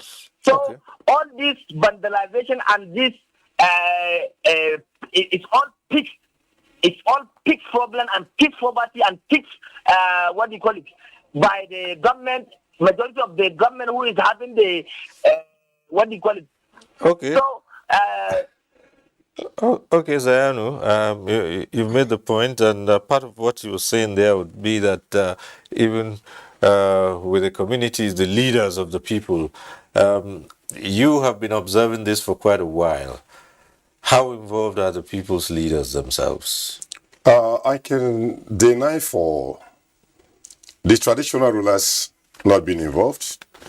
I can deny for the politicians not being involved. But the army, the navy, the police, not DSS, we should checkmate them. They are fully aware of who owns the vessels. Dr. Emu, if today the authorities were to say, step forward and supply us the proof of this allegation, are you ready to do that? All right, thank you. When TSSL have discovered that a vessel was loaded with crude oil, they contacted the army, GTF, and they came on board and they got hold of the vessel. And they set the vessel ablaze, which was wrong, however. But then, just because TSSL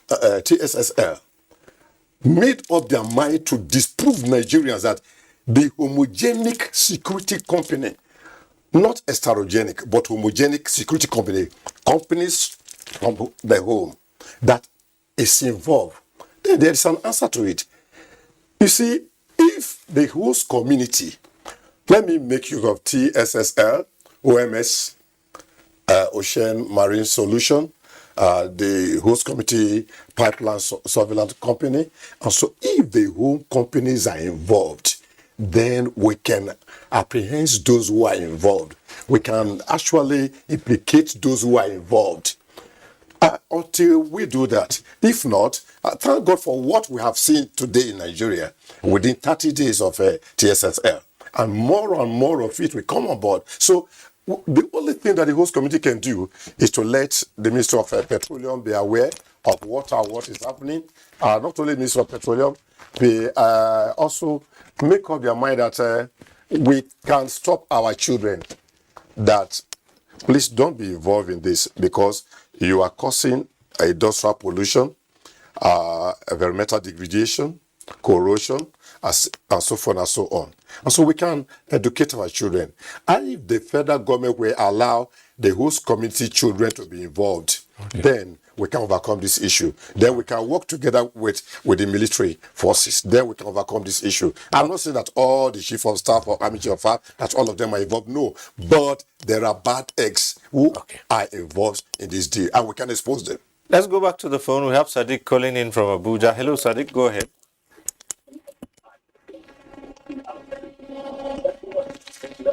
Hello, Sadiq. Are you there? Yeah, good morning, Mr. Stober. Yes, go ahead. Can you hear please. me? Yeah, can you hear me? Yeah, sure, we can. Go ahead.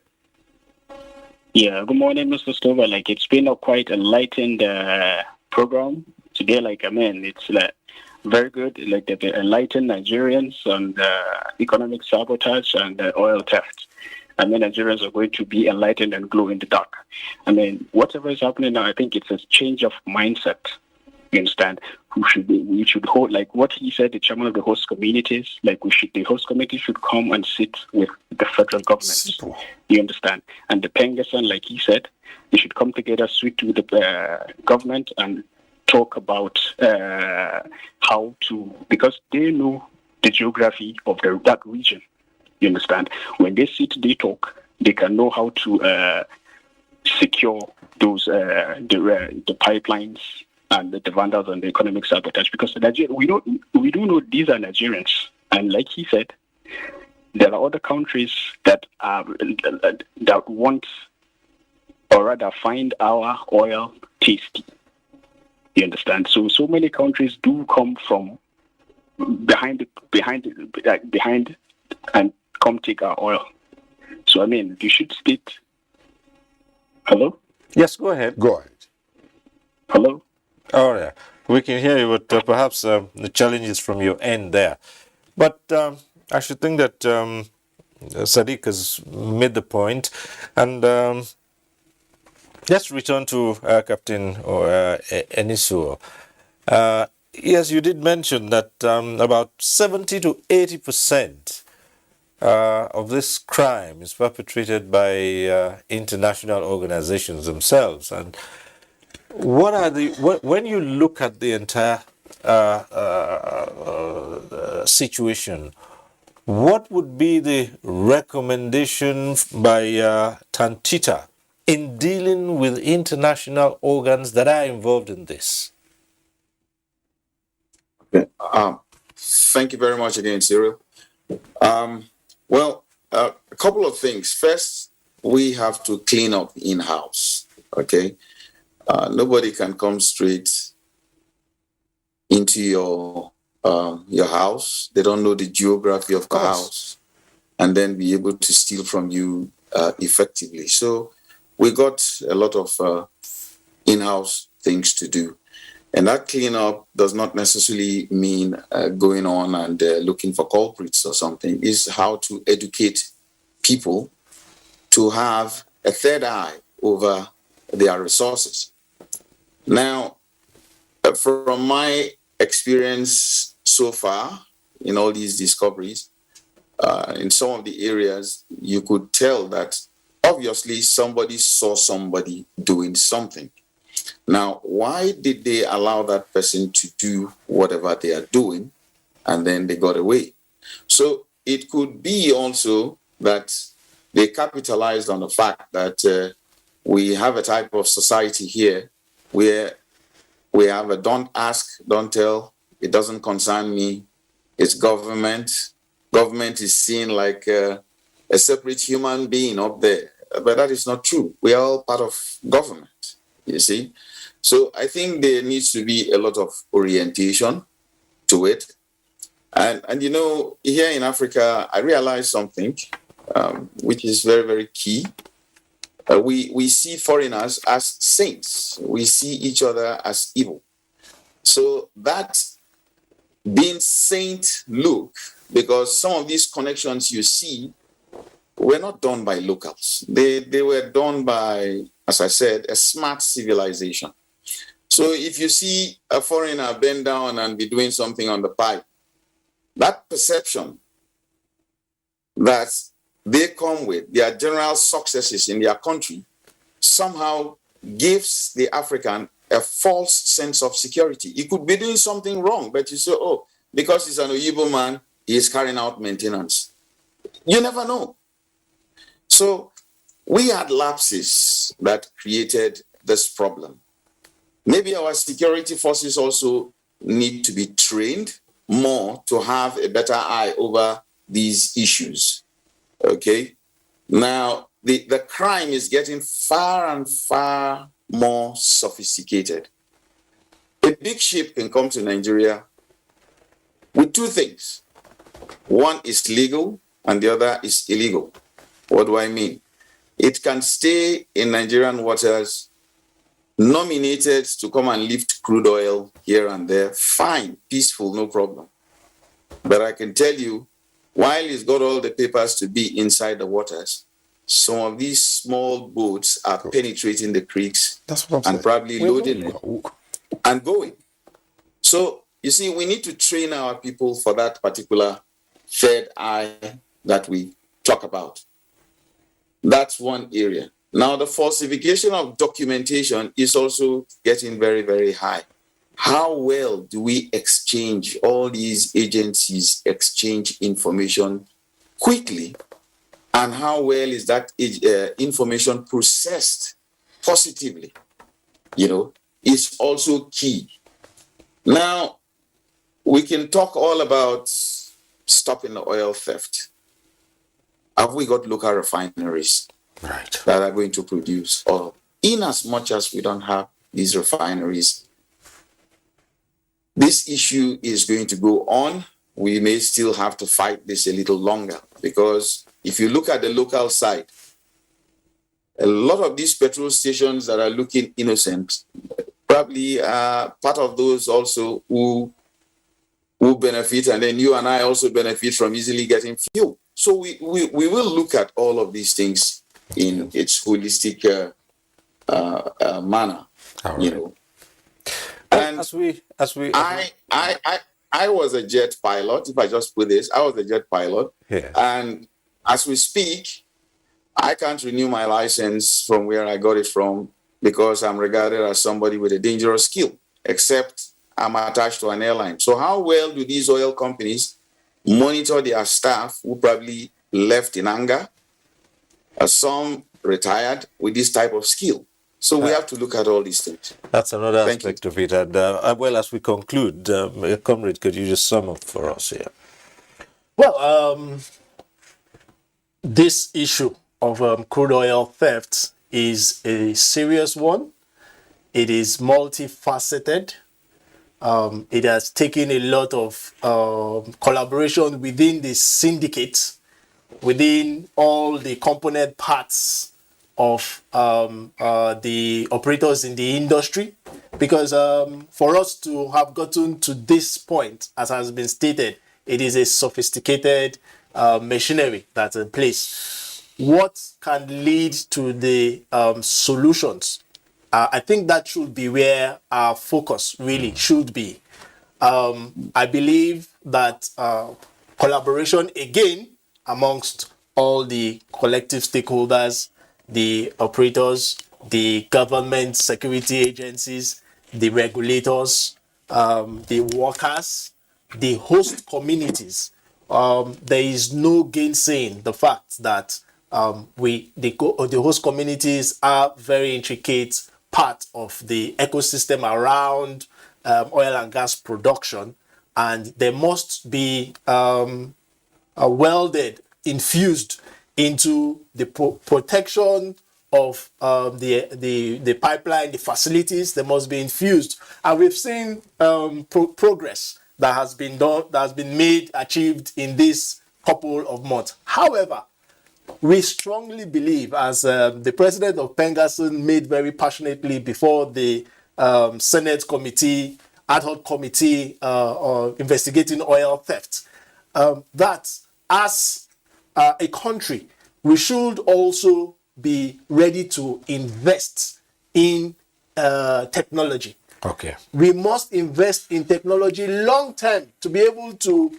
adequately survey our vast network of pipelines, our vast network of oil and gas infrastructure, just as it's done in developed climes, so that at the end of the day, we can use technology and boots on the ground to be able to curb this menace. All right. Well, we always say there's no one program that can take care of all the issues, and so we must leave this conversation here at this point in time and thank our guests. Comrade Abua Owan, Deputy President Pengasson, thank you for coming. Thank you. Thanks so much. Thank you. Thank you to Dr. Mike Emu, Chairman, Host Community Producing Oil and Gas, HOSCON. Thanks for being here. Thank you very much. And Captain Waridi Enisuo. I hope I got that correctly. Perhaps at some point in time, we might try to get that pronunciation correctly. Maritime Intelligence, Aviation Satellite Systems Expert, Executive Director, Technical and Operations, Tantita Security Service, Nigeria Limited, who joined us via Zoom from Warri. Thank you for being with us. Thank you very much.